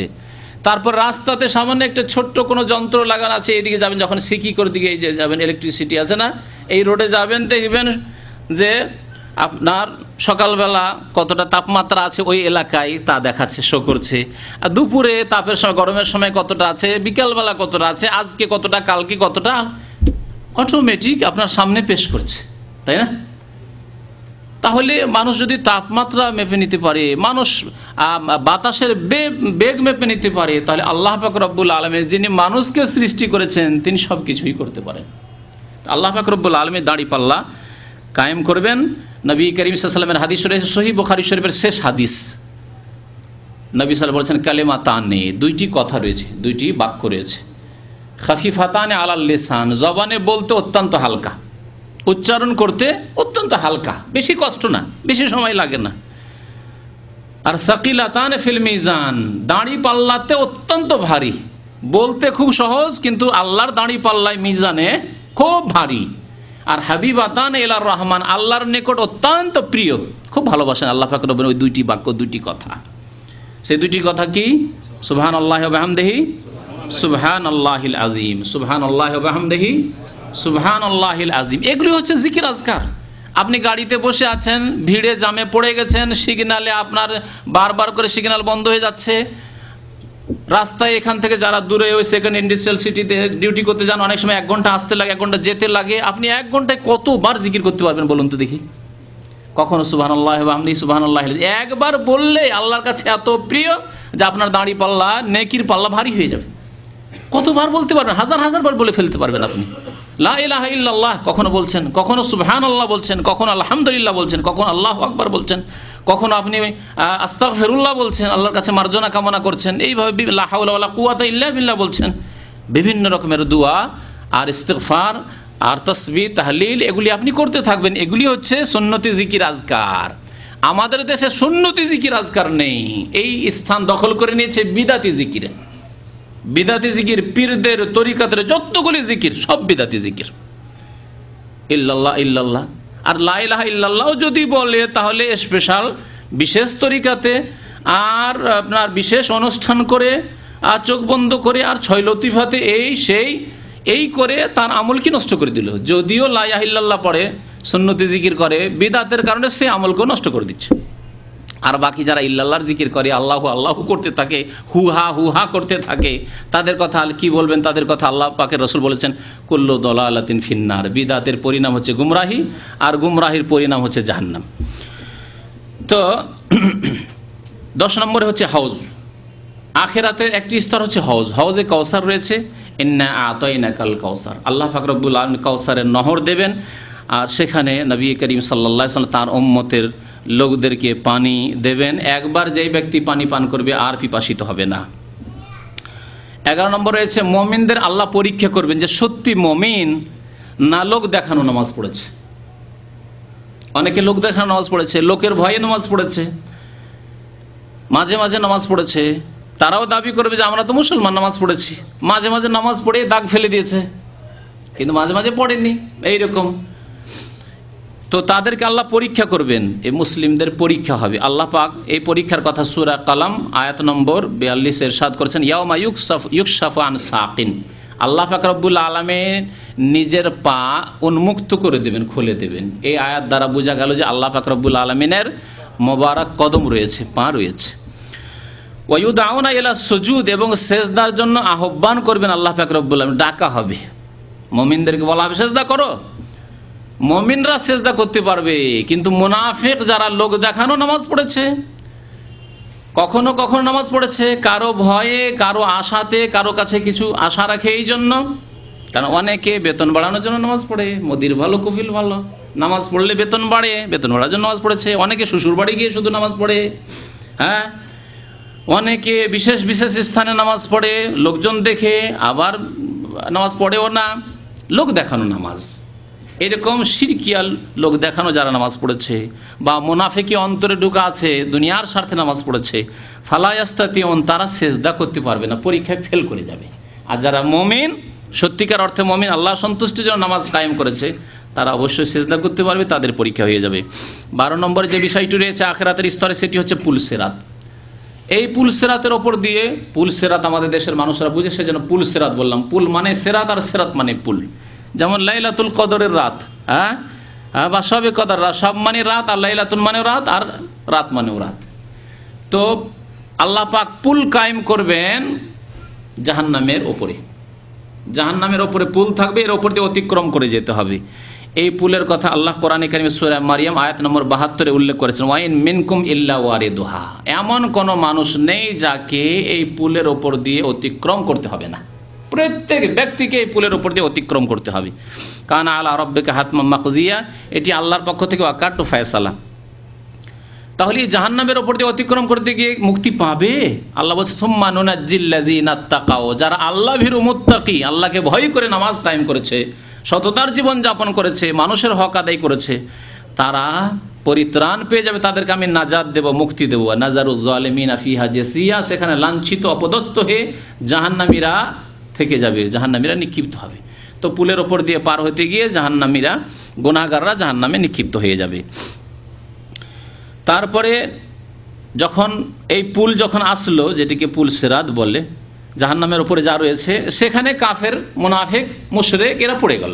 এখন বাকি থাকলো শুধু যারা মুমিন। মুমিনদের জন্য আর একটি ব্রিজ আসবে, যে ব্রিজকে নবী সাল্লাল্লাহু আলাইহি ওয়াসাল্লাম হাদিসে বলা হয়েছে কান্তারা। কান্তারার কথা বলা হয়েছে। নবী করিম সাল্লাল্লাহু আলাইহি ওয়াসাল্লাম বলেছেন এই পুলের ওপর, এই ব্রিজের ওপর, বড় পুল সেরা পার হওয়ার পরে এখানে গিয়ে মানুষের কাছ থেকে কেসাস বদলা নেবে, যে যার উপর অন্যায় করেছে এখানে গিয়ে প্রতিশোধ হবে। বুখারী শরীফে হাদিস, ইয়াখলুসুল মুমিনুনা মিনান নারি, মুমিনরা জাহান্নাম থেকে মুক্তি পেয়ে যাবে, জাহান্নাম থেকে পার হয়ে চলে এসেছে। ফায়ুহবাসুনা আলা কান্তারাতিন বাইনাল জান্নাতি ওয়ান নার, এখন জান্নাত এবং সামনে জান্নাত আর পিছনে যে জাহান্নাম অতিক্রম করে চলে এসেছে জাহান্নামের উপর দিয়ে, এখানে তাদেরকে বাধা দিয়ে দেওয়া হবে, থামো তোমাদের আরও কিছু বাকি আছে, আরও কিছু বাকি আছে। ফায়ুক্তাসু লিবাযিহিম মিন বায, এখানে কি কিসাস হবে, কিসাস। কেউ কাউকে মেরেছে, কেউ কারো টাকা বেইমানি করে নিয়েছে, কেউ কারো জমি বেইমানি করেছে, বাড়িঘর বেইমানি করে দখল করে নিয়েছে, কেউ কারো কাছে ধার নিয়েছে তারপরে উধাও হয়ে গেছে, কেউ কাউকে গালি দিয়েছে ইত্যাদি। লড়াই ঝগড়া মানুষের যতগুলি হক রয়েছে এখানে কিসাস শুরু হবে। এইখানে কিসাস বদলা যে হবে কি দিয়ে? হ্যাঁ, টাকা পয়সা আছে, দুনিয়াতে টাকা ধার নিয়ে আপনি দেননি, হ্যাঁ বেইমানি করেছেন, ওখানে কি দিয়ে আপনি পরিশোধ করবেন হক? নেকি দিতে হবে। নেকি দিতে দিতে অনেকের নেকি ফুরিয়ে যাবে, নেকি শেষ হয়ে যাবে, জাহান্নামে চলে যাবে। জি, তো আল্লাহ পাক রব্বুল আলামিন রাসূল সাল্লাল্লাহু আলাইহি ওয়াসাল্লাম বলেছেন যে এখানে গিয়ে যে জুলম অত্যাচারগুলি আপোষের হয়েছে কানাত বাইনাহুম ফিদ দুনিয়া, তার কিসাস হয়ে যাবে, তারপরে একেবারে সাফ সুতরা পরিষ্কার পরিচ্ছন্ন হয়ে জান্নাতে যেতে পারবে। 14 নম্বরে যে স্তরটি রয়েছে আখিরাতের, তা হচ্ছে জান্নাত। এই জান্নাত শুধু দারুল মুমিনিন, দারুল মুত্তাকিন, আল্লাহ ভীরুদের জন্য। আল্লাহ পাক বহু জায়গায় কোরআন কারীমে বলেছেন যে এই জান্নাত কার জন্য? মুত্তাকিনদের জন্য। ওয়াইদ্দাত লিল মুত্তাকিন, আল্লাহ ভীরু যারা আল্লাহর ভয় অন্তরে রেখে দুনিয়ায় জীবন যাপন করেছে, আল্লাহর ভয় যদি থাকে তাহলে জীবনে তার প্রতিফলন ঘটবে, জীবনে তার ভয়ের প্রতিফলন ঘটবে। শুধু দাবি করলে হয় না, আমার মনে আল্লাহর ভয় আছে অথচ 5 ওয়াক্ত নামাজই ঠিক হয়নি, আমার মনে আল্লাহর ভয় আছে কিন্তু গুনাহ করতেই আছেন, হিসাব নেই যে কত গুনাহ করছেন। আপনার বাড়িতে গুনাহ হচ্ছে, আপনার ব্যক্তি জীবনে কত রকমের গুনাহ হচ্ছে, তো এর মানে আল্লাহর ভয় না। আল্লাহর ভয় মানে যথাসাধ্য আপনি গুনাহ থেকে বেঁচে থাকবেন, আর যদি গুনাহ হয়ে যায় সাথে সাথেই তওবা করবেন, অর্থাৎ এমনভাবে ফিরে আসবেন যে আর এই গুনাহ জীবনে করব না। এর নাম হচ্ছে আল্লাহর ভয় থাকা। তো আল্লাহ পাক রব্বুল আলামিন তাদের জন্য জান্নাত রেখেছে। ইন্নাল্লাযীনা আমানু ওয়া আমিলুস সলিহাত, নিশ্চয় যারা ঈমানদার এবং সৎকর্মশীল, উলাইকা হুম খায়রুল বারিয়া, আল্লাহ বলছেন এরাই হচ্ছে সৃষ্টির সেরা। যত সৃষ্টি রয়েছে তার সেরা হচ্ছে ঈমানদার এবং সৎকর্মশীল যারা মুমিন। জাযাউহুম ইনদা রাব্বিহিম, তাদের জন্য প্রভুর নিকট, আল্লাহর নিকট বদলা রয়েছে জান্নাতু আদনিন তাজরি মিন তাহতিহাল আনহার, এমন জান্নাত যার নিম্ন দেশে ঝর্ণা প্রবাহিত রয়েছে, এবং সেই জান্নাতু আদন, চিরকালের জান্নাত রয়েছে। খালেদিনা ফিহা আবাদা, সেখানে চিরকাল অবস্থান করবে। রাদিয়াল্লাহু আনহুম, আল্লাহ তাদের উপর রাজি হয়ে যাবেন। ওয়া রাজু আনহু, আর তারাও আল্লাহর উপর সন্তুষ্ট রাজি হয়ে যাবে। যালিকা লিমান খাশিয়া রাব্বাহ, আর এই জান্নাত ওই সব লোকের জন্য যারা রবকে ভয় করেছে, যারা আল্লাহকে ভয় করে জীবন যাপন করেছে দুনিয়ায়, তাদের জন্য। সূরাতুল বাইয়িনা আয়াত নম্বর 7 এবং 8। 15 নম্বরে জাহান্নামের কথা, এই দিয়ে শেষ। এগুলি হচ্ছে আখিরাতের বিভিন্ন স্তর এবং বিভিন্ন অবস্থা। জাহান্নাম কার জন্য? কাফেরদের জন্য জাহান্নাম, জাহান্নাম মুনাফিকদের জন্য, জাহান্নাম মুশরিকদের জন্য, জাহান্নাম হচ্ছে নাফরমান গুনাহগার পাপিষ্ট মুসলিমদের জন্য। কিন্তু পাপিষ্ট গুনাহগার মুসলিমরা এককালীন থাকবে, চিরকাল থাকবে না। নির্দিষ্ট সময়, সে শত শত বছর হতে পারে, হাজার হাজার বছর হতে পারে, কয়েক বছর হতে পারে, তাদের গুনাহ যেমন তেমন তাদের জাহান্নামে অবস্থান হবে, আর তারপরে সেখান থেকে বেরিয়ে আসবে। কিন্তু কাফের, মুশরিক এবং মুনাফিক, যারা আকীদার বিশ্বাসের মুনাফিক, এই 3 শ্রেণীর মানুষ কোনোদিনই জাহান্নাম থেকে বেরিয়ে আসতে পারবে না। আল্লাহ পাক রব্বুল আলামিন ইরশাদ করেছেন সূরা মায়েদার আয়াত নম্বর 37-এ, ইউরিদুনা আন ইয়াখরুজু মিনান নার, তারা চাইবে, যারা জাহান্নামে চলে গেছে তারা চাইবে যে জাহান্নাম থেকে বেরিয়ে যাক। তাদের আকাঙ্ক্ষা হবে, তাদের মনের কামনা বাসনা হবে যে জাহান্নাম থেকে আমাদেরকে বের করা হোক। ওমা হুম বিখারিজিনা মিনহা, কিন্তু জাহান্নাম থেকে তারা কখনো বের হবে না, জাহান্নাম থেকে তাদেরকে বের করা হবে না। ওয়ালাহুম আযাবুম মুকিম, তাদের জন্য চিরকালের আযাব রয়েছে। আল্লাহ পাক রব্বুল আলামিন মুনাফিকদের সম্পর্কে বলছেন, ইন্নাল মুনাফিকিনা ফিদ দারকিল আসফালি মিনান নার ওয়ালান তাজিদা লাহুম নাসিরা, নিশ্চয় মুনাফিকরা জাহান্নামের সর্বনিম্ন স্তরে অবস্থান করবে। যারা মুনাফিক, অন্তরে বিশ্বাস নেই আল্লাহর উপর পরকালে, কিন্তু বাহ্যিক শুধু প্রকাশ করেছে যে মুসলিম সমাজে জন্ম নিয়েছি আর মুসলিম দেশে বসবাস করি, যদি ইসলামের বিরুদ্ধে বলি তাহলে দেশের লোকেরা খেপে যাবে আমার বিরুদ্ধে, দেশে বসবাস করা মুশকিল হয়ে যাবে। কিন্তু আজকাল তো মুসলিম দেশ, আমাদের দেশগুলির মতো দেশ, এইসব দেশ এমন দেশ যে এই রকম লোকদের জন্য আরো ভালো ব্যবস্থা করা হচ্ছে। দেশে যদি অসুবিধা হয় থাকার, তখন তাকে অন্য দেশে পাঠিয়ে দিবে সুইডেনে, পাঠিয়ে দিবে কলকাতায় থাকার জন্য, তো আরামে থাকো। আচ্ছা না, এরকম মুসলমানদেরকে বলে ভয় লাগছে, পাঠিয়ে দিল, তসলিমা নাসরিনকে পাঠিয়ে দিল। রুশদি ভয় লাগছে, তুমি মুসলিম দেশে যেও না, থাকো, তোমাকে স্পেশাল প্রোটেকশন, হেফাজতের ব্যবস্থা দেওয়া হচ্ছে। কাফের দেশের লোকেরা তাদের আপ্যায়ন করার জন্য বসে আছে। এরকম বহু মুনাফিক রয়েছে যারা ইসলাম বিদ্বেষী, মুসলমানের বাচ্চা, কিন্তু এরা হচ্ছে ইসলামের শত্রু। এদের জন্য জাহান্নামের একেবারে নিম্ন স্তর রয়েছে, ইন্নাল মুনাফিকিনা ফি দারকিল আসফালি মিনান নার। নিঃসন্দেহে মুনাফিকরা জাহান্নামের নিম্ন স্তরে বসবাস করবে, থাকবে। ওয়ালান তাজিদা লাহুম নাসীরা, আর তাদের কোনো সাহায্যকারী হবে না। এই কথা চিন্তা করিও না যে তাদের ক্ষেত্রে কারো সুপারিশ কাজে আসবে বা সুপারিশ হবে। আল্লাহ পাক রব্বুল মুশরিক সম্পর্কে বলছেন, ইন্নাহু মাইয়ুশরিক বিল্লাহি ফাকাদ হারামাল্লাহু আলাইহিল জান্নাহ। আল্লাহর সাথে যারা শিরিক করে এই অবস্থায় মারা যাবে, কবরে সেজদা করে, প্রতি বছর যায় আজমিরে চাদর চড়াতে, আটরশিতে ভান্ডারিতে চাদর চড়াতে যায়। জি, ইন্নাহু মাইয়ুশরিক বিল্লাহ, আল্লাহর সাথে যারা শিরিক করবে, ফাকাদ হারামাল্লাহু আলাইহিল জান্নাহ। আমাদের দেশের মুসলমানরা আকীদায়, ধর্মীয় ক্ষেত্রে, ইসলামিক জ্ঞানের ক্ষেত্রে এত দুর্বল, এমনকি বিদাতিরাও এই ক্ষেত্রে এত দুর্বল তাদের অবস্থা, ইলমের অবস্থা, জ্ঞানের অবস্থা, যে তারা মনে করে যে মুশরিক মানে হিন্দু, মুশরিক মানে ইহুদি, মুশরিক মানে খ্রিস্টান। আর মুসলমান কবরে সেজদা করে করে করে সারা জীবন কাটিয়ে দিল এই মুশরিক হয়ে, নিজেকে মুশরিক মনে করে না। হিন্দুরাই শুধু দোষ করলো মূর্তি পূজা করে, আর 3.5 হাতের কবর পূজা করে মুসলমান থেকে গেলেন। আল্লাহ বলছেন, ইন্নাহু মাইয়ুশরিক বিল্লাহ, আল্লাহর সাথে যারা শরীক করবে, আল্লাহর হক, এই সেজদা, এই কপাল আল্লাহর সামনে রাখতে হবে, অন্যের সামনে যে রাখলো। আল্লাহর হক হচ্ছে একমাত্র আল্লাহর কাছে দোয়া করো, উদউ রাব্বাকুম, আল্লাহ বলছেন রবের কাছে দোয়া করো। আর আপনি রব বানিয়ে এলেন ইয়া খাজা বাবা মাদাদ। আমাদের দেশের কত মসজিদে, কত মাদ্রাসায়, আর কত বাড়িতে আর গাড়িতে লেখা আছে ইয়া গৌসুল আজম আব্দুল কাদের জিলানী, হে মহান উদ্ধারকারী আব্দুল কাদের জিলানী। আর কত কিতাবে, ইসলামিক লাইব্রেরি যেগুলো বলা হচ্ছে, সেসব লাইব্রেরিতে ঢুকেন আর দেখবেন কুতুবে রব্বানি, কুতুবুল আলম, সারা বিশ্বের কুতুব, অর্থাৎ সারা বিশ্বকে তিনি ধারণ করে রয়েছেন। এই কুতুবের অর্থ সারা পৃথিবী তার মুঠে, ইচ্ছা করলে সারা পৃথিবীর হেফাজত তিনি করতে পারেন, আর তার ছাড়া হেফাজত হতে পারেন না। কুতুবে আলমের বহু আলেমদেরকে আর ওই সুফিদেরকে কুতুবে আলম বানিয়ে রেখেছে, আর ওই সব কিতাব বইগুলি ইসলামিক লাইব্রেরিতে বিক্রি হচ্ছে। জি, কুতুবে আলম জিলানি, কুতুবে আলম চিশতি, কুতুবে আলম হচ্ছে ফুরফুরা, কুতুবে আলম এমনকি চরমনাই সম্পর্কে রয়েছে, কুতুবে আলম রাশিদ আহমদ গাঙ্গুহিকে করা হয়েছে। এসব কিতাব মজুদ রয়েছে আর কিতাবে লেখা আছে। তাহলে যারা এদেরকে কুতুবে আলম বানিয়ে দিল যে পৃথিবী ধারণকারী, তাদের অবস্থা কি হবে? আয়াতটা আবার শোনা, ইন্নাহু মাইয়ুশরিক বিল্লাহ, এইরকম আল্লাহর সাথে শিরক করে যারা মারা যাবে, ফাকাদ হারামাল্লাহু আলাইহিল জান্নাহ, তাদের জন্য আল্লাহ জান্নাতকে কি করেছেন? হারাম করেছেন, জান্নাতে যেতে পারবে না।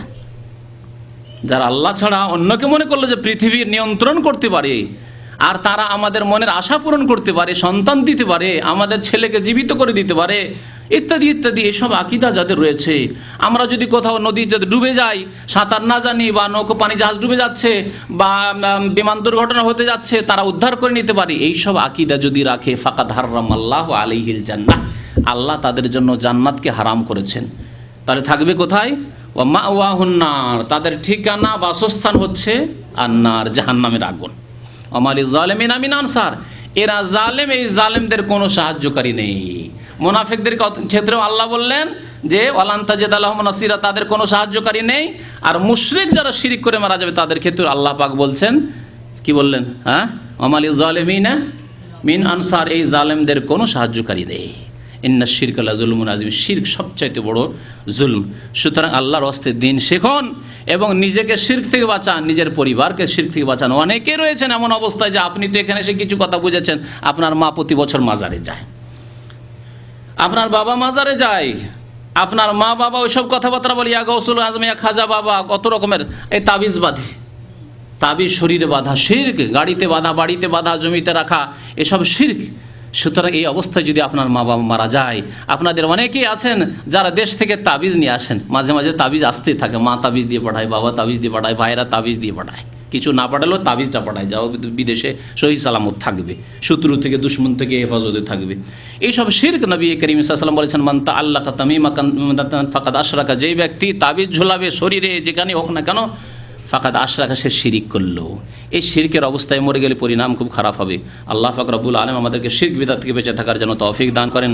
আল্লাহ আখিরাত পরকাল সম্পর্কে আমাদেরকে চিন্তাশীল হওয়ার জন্য তৌফিক দান করেন। আল্লাহ আমাদের অতীতের গুনাহ খাতা মাফ করে দেন। আল্লাহ যেন আমাদেরকে নেক আমলের তৌফিক দান করেন। আল্লাহ আমাদেরকে আখিরাতমুখী হওয়ার জন্য তৌফিক দান করেন। আল্লাহ দুনিয়া থেকে আমাদেরকে সহি সালামতে যেন আখিরাতের দিকে যাওয়ার তৌফিক দান করেন, ঈমান এবং সৎ আমলের সাথে। আল্লাহ আমাদের তওবা যেন কবুল করেন। আমাদের মধ্য থেকে যারা মারা গেছেন, আল্লাহ তাদেরকে যেন জান্নাতবাসী করেন, তাদের কবর আযাবকে যেন দূর করে দেন। আল্লাহ তাদের কবরকে যেন আলোকিত করে দেন। আল্লাহ তাদেরকে যেন জান্নাতুল ফিরদাউস দান করেন। রব্বানা আতিনা ফিদ দুনিয়া হাসানা ওয়া ফিল আখিরাতি হাসানা ওয়া কিনা আযাবান নার। রব্বানা যালামনা আনফুসানা ওয়া ইল্লাম তাগফির লানা ওয়া তারহামনা লানাকুনান্না মিনাল খাসিরিন। যারা অসুস্থ রয়েছেন, আল্লাহ তাদেরকে যেন সুস্থতা দান করেন। আল্লাহ যাদের চাকরি নেই, কাজকর্ম নেই, আল্লাহ যেন তাদের কাজের ব্যবস্থা করে দেন। আল্লাহ যেন আমাদের সবার রুজিতে বরকত দান করেন। আল্লাহ আমাদের আখিরাতের আমলে যেন বরকত দান করেন। 5 ওয়াক্ত নামাজ আমাদের কায়েম করা যেন সুন্দর করে তৌফিক দান করেন। আমিন। সাল্লাল্লাহু আলা নবিয়িনা মুহাম্মদ ওয়া আলা আলিহি ওয়া সাহবিহি আজমাইন।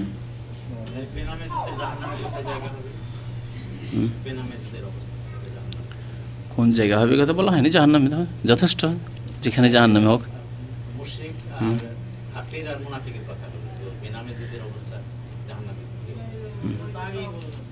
বলা হয়েছে ইন্নাল্লাহা লাআনাল কাফিরিনা ওয়া আ'আদ্দা লাহুম সাইয়্যিরা। আল্লাহ বলছেন, আল্লাহ লানত করেছে, অভিসম্পাত করেছেন কাফেরদের ওপর, এবং তাদের জন্য সাইয়্যির নামক জাহান্নাম তৈরি করে রেখেছেন। নামাজ ছাড়া যখন কুফরি, তখন তারা জাহান্নামে যাবে।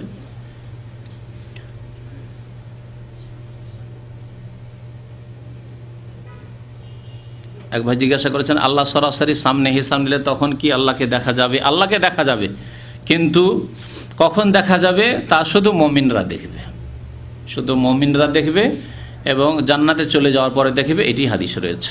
জি, হিসাব আল্লাহ পাক রব্বুল আলামিন নিলে যে আল্লাহকে দেখতে পাবেন এটা জরুরি নয়। জি,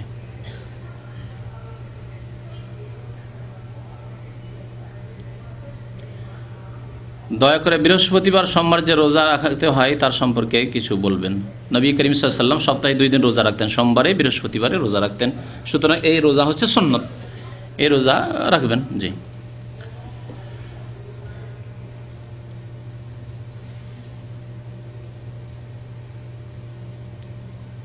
আমি এক কাজ নিয়ে আল্লাহর নামে কসম খেয়েছি, তবে সেই কাজটি করিনি। কসম খেয়েছেন যে এই কাজ করব, আর করেননি। যদি এরকম হয় তাহলে আপনি কসম ভঙ্গ করেছেন, অথবা করব না, আর ওর ওপর যদি অটল থাকেন তাহলে কোনো সমস্যা নেই। আর যদি এইরকম হয় যে একটি কসম করলেন যে আমি এই কাজ করব না, তারপরে করতে বাধ্য হলেন, অথবা করব আর করতে পারলেন না, তাহলে কসম ভঙ্গ করে দিলেন। সুতরাং আপনাকে কাফারা দিতে হবে। এই ক্ষেত্রে 10 মিসকিনকে খাবার দেন, আর না হয় 10টি মিসকিনকে কাপড় পরান, আর না পারলে 3টি রোজা রাখবেন। কসমের কাফারা হচ্ছে শেষ 3টি রোজা রাখা। এগুলো দেখে দেবেন, বিষয়বস্তুর সাথে যেগুলো সম্পর্কিত প্রশ্ন দেবেন সব প্রশ্নে উঠিয়ে দিয়ে দিয়েছেন। জোহরের ফরজ নামাজের আগে 4 রাকাত সুন্নত, জামাতের আগে পড়তে পারি নাই। যে পরে পড়ে নেন, 4 রাকাত 2 রাকাতের হাদিস রয়েছে, পড়ে নেন পরে। যে সুন্নতের কাজা করা ভালো।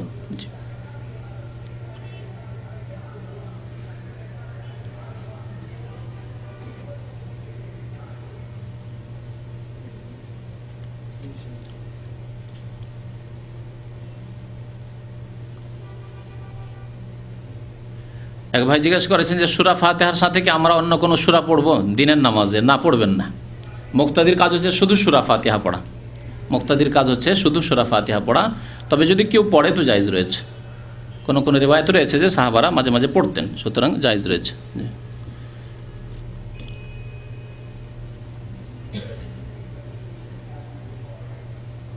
কবরের প্রশ্ন 3টি তো সবাই জানে, আমাদের দেশের মানুষের কমপক্ষে এইগুলি তো জানে। হ্যাঁ, আল্লাহ সম্পর্কে তোমার রবকে, আর তোমার দিন কি, এবং তোমার নবীকে জিজ্ঞেস করা হবে। এক লোক বলে যে নবী হাজির এবং নাজির। জি, এটি শিরকি আকীদা। নবীকে হাজির মানে উপস্থিত মনে করা, আর নাজির মানে সব কিছু দেখছেন। নাজির মানে প্রত্যক্ষকারী দেখছেন, আর হাজির মানে উপস্থিত।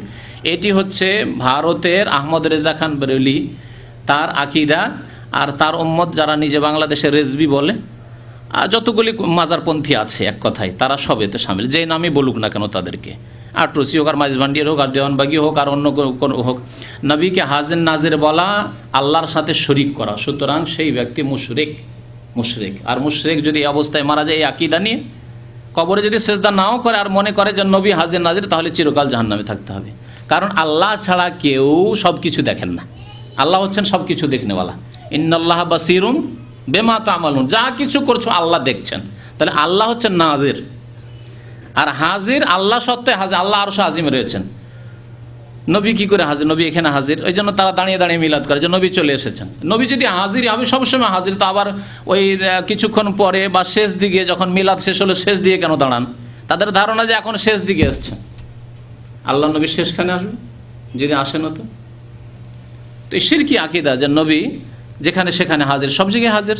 কত কত জায়গায়, হাজার হাজার জায়গায় একসাথে আপনার দিনই প্রোগ্রাম হচ্ছে, তাহলে সেখানে হাজির, এসব শিরকি আকীদা। নবী করিম সাল্লাল্লাহু আলাইহি ওয়াসাল্লাম হাজির নাজির নন। যারা এই আকীদা রাখবে তারা মুশরিক, মুসলমান না, কারণ আল্লাহর সাথে অংশীদার বানাইল। জি, কোরআন খতম দেবেন নিজের জন্য, মৃত লোকের নামে না। যেই ব্যক্তি পড়বে সে মেহনত করলো, সে ফল পাবে। আর কোরআন পড়বেন আপনি, আর মৃত ব্যক্তিকে আপনি নেকি পৌঁছে জান্নাতে আপনি ঠেলবেন, জান্নাতে যাবেন না। নিজের আমল দিয়ে জান্নাতে যেতে হবে, নিজের আমল দিয়েই জান্নাতে যেতে হবে। আর কোরআন পড়া হচ্ছে দৈহিক ইবাদত, আর দৈহিক ইবাদতের নেকি মৃত ব্যক্তিকে পৌঁছে না। শুনে রাখুন, যেমন 2 রাকাত নামাজ পড়লেন আর বললেন এই নামাজের নেকি 2 রাকাত আমি আমার মাকে, মরা বাবাকে মাকে পাঠিয়ে দিলাম, যাবে না? হবে না। তবে আর্থিক এবাদতের নেকি পৌঁছিবে। আপনি যদি সাদকা করেন, মসজিদ বানিয়ে দেন, মাদ্রাসা বানিয়ে দেন, এতিমখানা বানিয়ে দেন, গরিব মিসকিনকে আপনি টাকা পয়সা দেন, আর হিন্দুদের মতো খাওয়াবেন না। এই যে খাওয়ানোর প্রথা বাংলাদেশে আছে, এটি একটি বিদাতি প্রথা। মৃতের জন্য করণীয় বিস্তারিত আলোচনা একটি বক্তব্যই আছে, ওটি শুনে নেবেন। এক ভাই বলছেন যে আমার আত্মীয় খুব দুশ্চিন্তা আছে, দোয়া করবেন, আল্লাহ যেন আমাদের বালা মুসিবত দূর করেন, দুশ্চিন্তা দূর করেন। এক ভাই বলেছেন যে আম্মা ইন্তেকাল করেছেন, দোয়া করবেন আল্লাহ যেন তার গুনাহ খাতা মাফ করে দেন, আল্লাহ তার যেন কবরকে আল্লাহ আলোকিত করে দেন, কবর আযাবকে দূর করে দেন, আল্লাহ যেন তাকে জান্নাতুল ফিরদাউস দান করেন।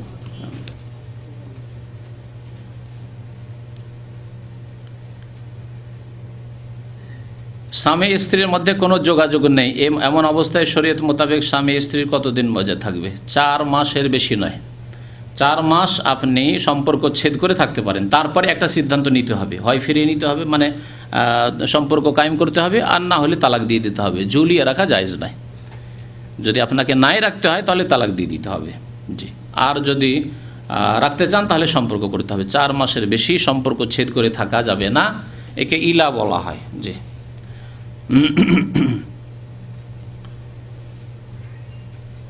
সম্পর্ক ঠিক আছে আর যোগাযোগ নেই, দূরে আছেন, চিঠিপত্র দিতে পারছেন না বা পৌঁছেছেন না, টেলিফোন করতে পারছেন না, সেটি আলাদা কথা।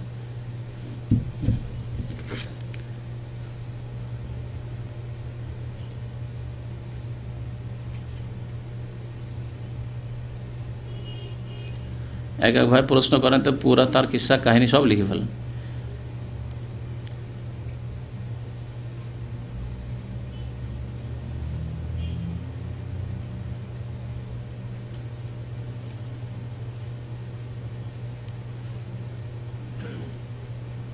এক ভাই বলছেন যে তার স্ত্রী তার বাবাকে, অর্থাৎ স্ত্রী তার বাবাকে হাসপাতালে নিয়ে গেছে। জি, হাসপাতালে নিয়ে গেছে, ভালো কাজ করেছে। মাতা পিতার খেদমত করা, মা বাবার খেদমত করা ফরজ নয়? তো আপনার সাথে বিয়ে হয়ে গেছে, তার মানে খেদমত থেকে বঞ্চিত নাকি? আর খেদমত করতে দেবেন না? ফিতনার সম্ভাবনা যদি না থাকে, পর্দার সাথে যদি যায় তো যেতে পারে। যদি কেউ নিয়ে যাওয়ার না থাকে, নিয়ে যাবে অবশ্যই। অথবা যদি নিয়ে যাওয়ার থাকে আর হাসপাতালে দেখতে যায় তার বাবাকে, তার এই অধিকার রয়েছে, ন্যায্য অধিকার রয়েছে। এই ক্ষেত্রে আপনার বাধা দেওয়া জায়েজ নয়, এই ক্ষেত্রে বাধা দেওয়া জায়েজ নয়। যদি বাবাকে দেখতে চায়, অসুস্থ, দেখতে যাবে। যদি নিয়ে যেতে হয়, ভাই নেই, তাকেই নিয়ে যেতে হবে, হাসপাতালে নিয়ে যেতে পারে। এই ক্ষেত্রে আপনার অনুমতির কোনো প্রয়োজন করে না। তবে ফিতনা থেকে মুক্ত থাকতে হবে। অন্য পুরুষের সাথে কথাবার্তা, নির্জনতা ইত্যাদি থেকে যেগুলি নাজায়েজ, সেগুলি থেকে বেঁচে থাকতে হবে, কারণ তার এসব অধিকার রয়েছে। আপনার সাথে বিয়ে হয়ে যাওয়া মানে আপনার মায়ের খেদমত করতে হবে, বাবার খেদমত করতে হবে, তার বাবার খেদমত করতে পারবে না, এগুলি হচ্ছে অজ্ঞতা আমাদের সমাজের। জি, আর অনেকেই বেকুফি করে স্ত্রীকে তালাক দেয় যে আমার বিনা হুকুমে কেন ওর বাবা মার সাথে দেখা করার জন্য গেল। জি, যদি যোগাযোগ সম্ভব হইলো করলো, আর না হইলে করলো না। কিন্তু সে যদি ঠিক থাকে, তার চরিত্র ঠিক থাকে, তো অসুবিধা নেই, এতে তার অধিকার রয়েছে। জি, আপনার বাবার খেদমত সে করবে না, আপনার বাবার আপনাকে খেদমত করতে হবে। জি হ্যাঁ, বাকি সে যদি করে আপনার বাবার খেদমত, সেটি এহসান, সেটি ফরজ ওয়াজিব নাই। আপনার বাবার খেদমত করাটা তার জন্য ফরজ ওয়াজিব কাজ নয়। জি, ওয়া সাল্লাল্লাহু আলা নবিয়িনা মুহাম্মদ ওয়া আলা আলিহি ওয়া সাহবিহি আজমাইন।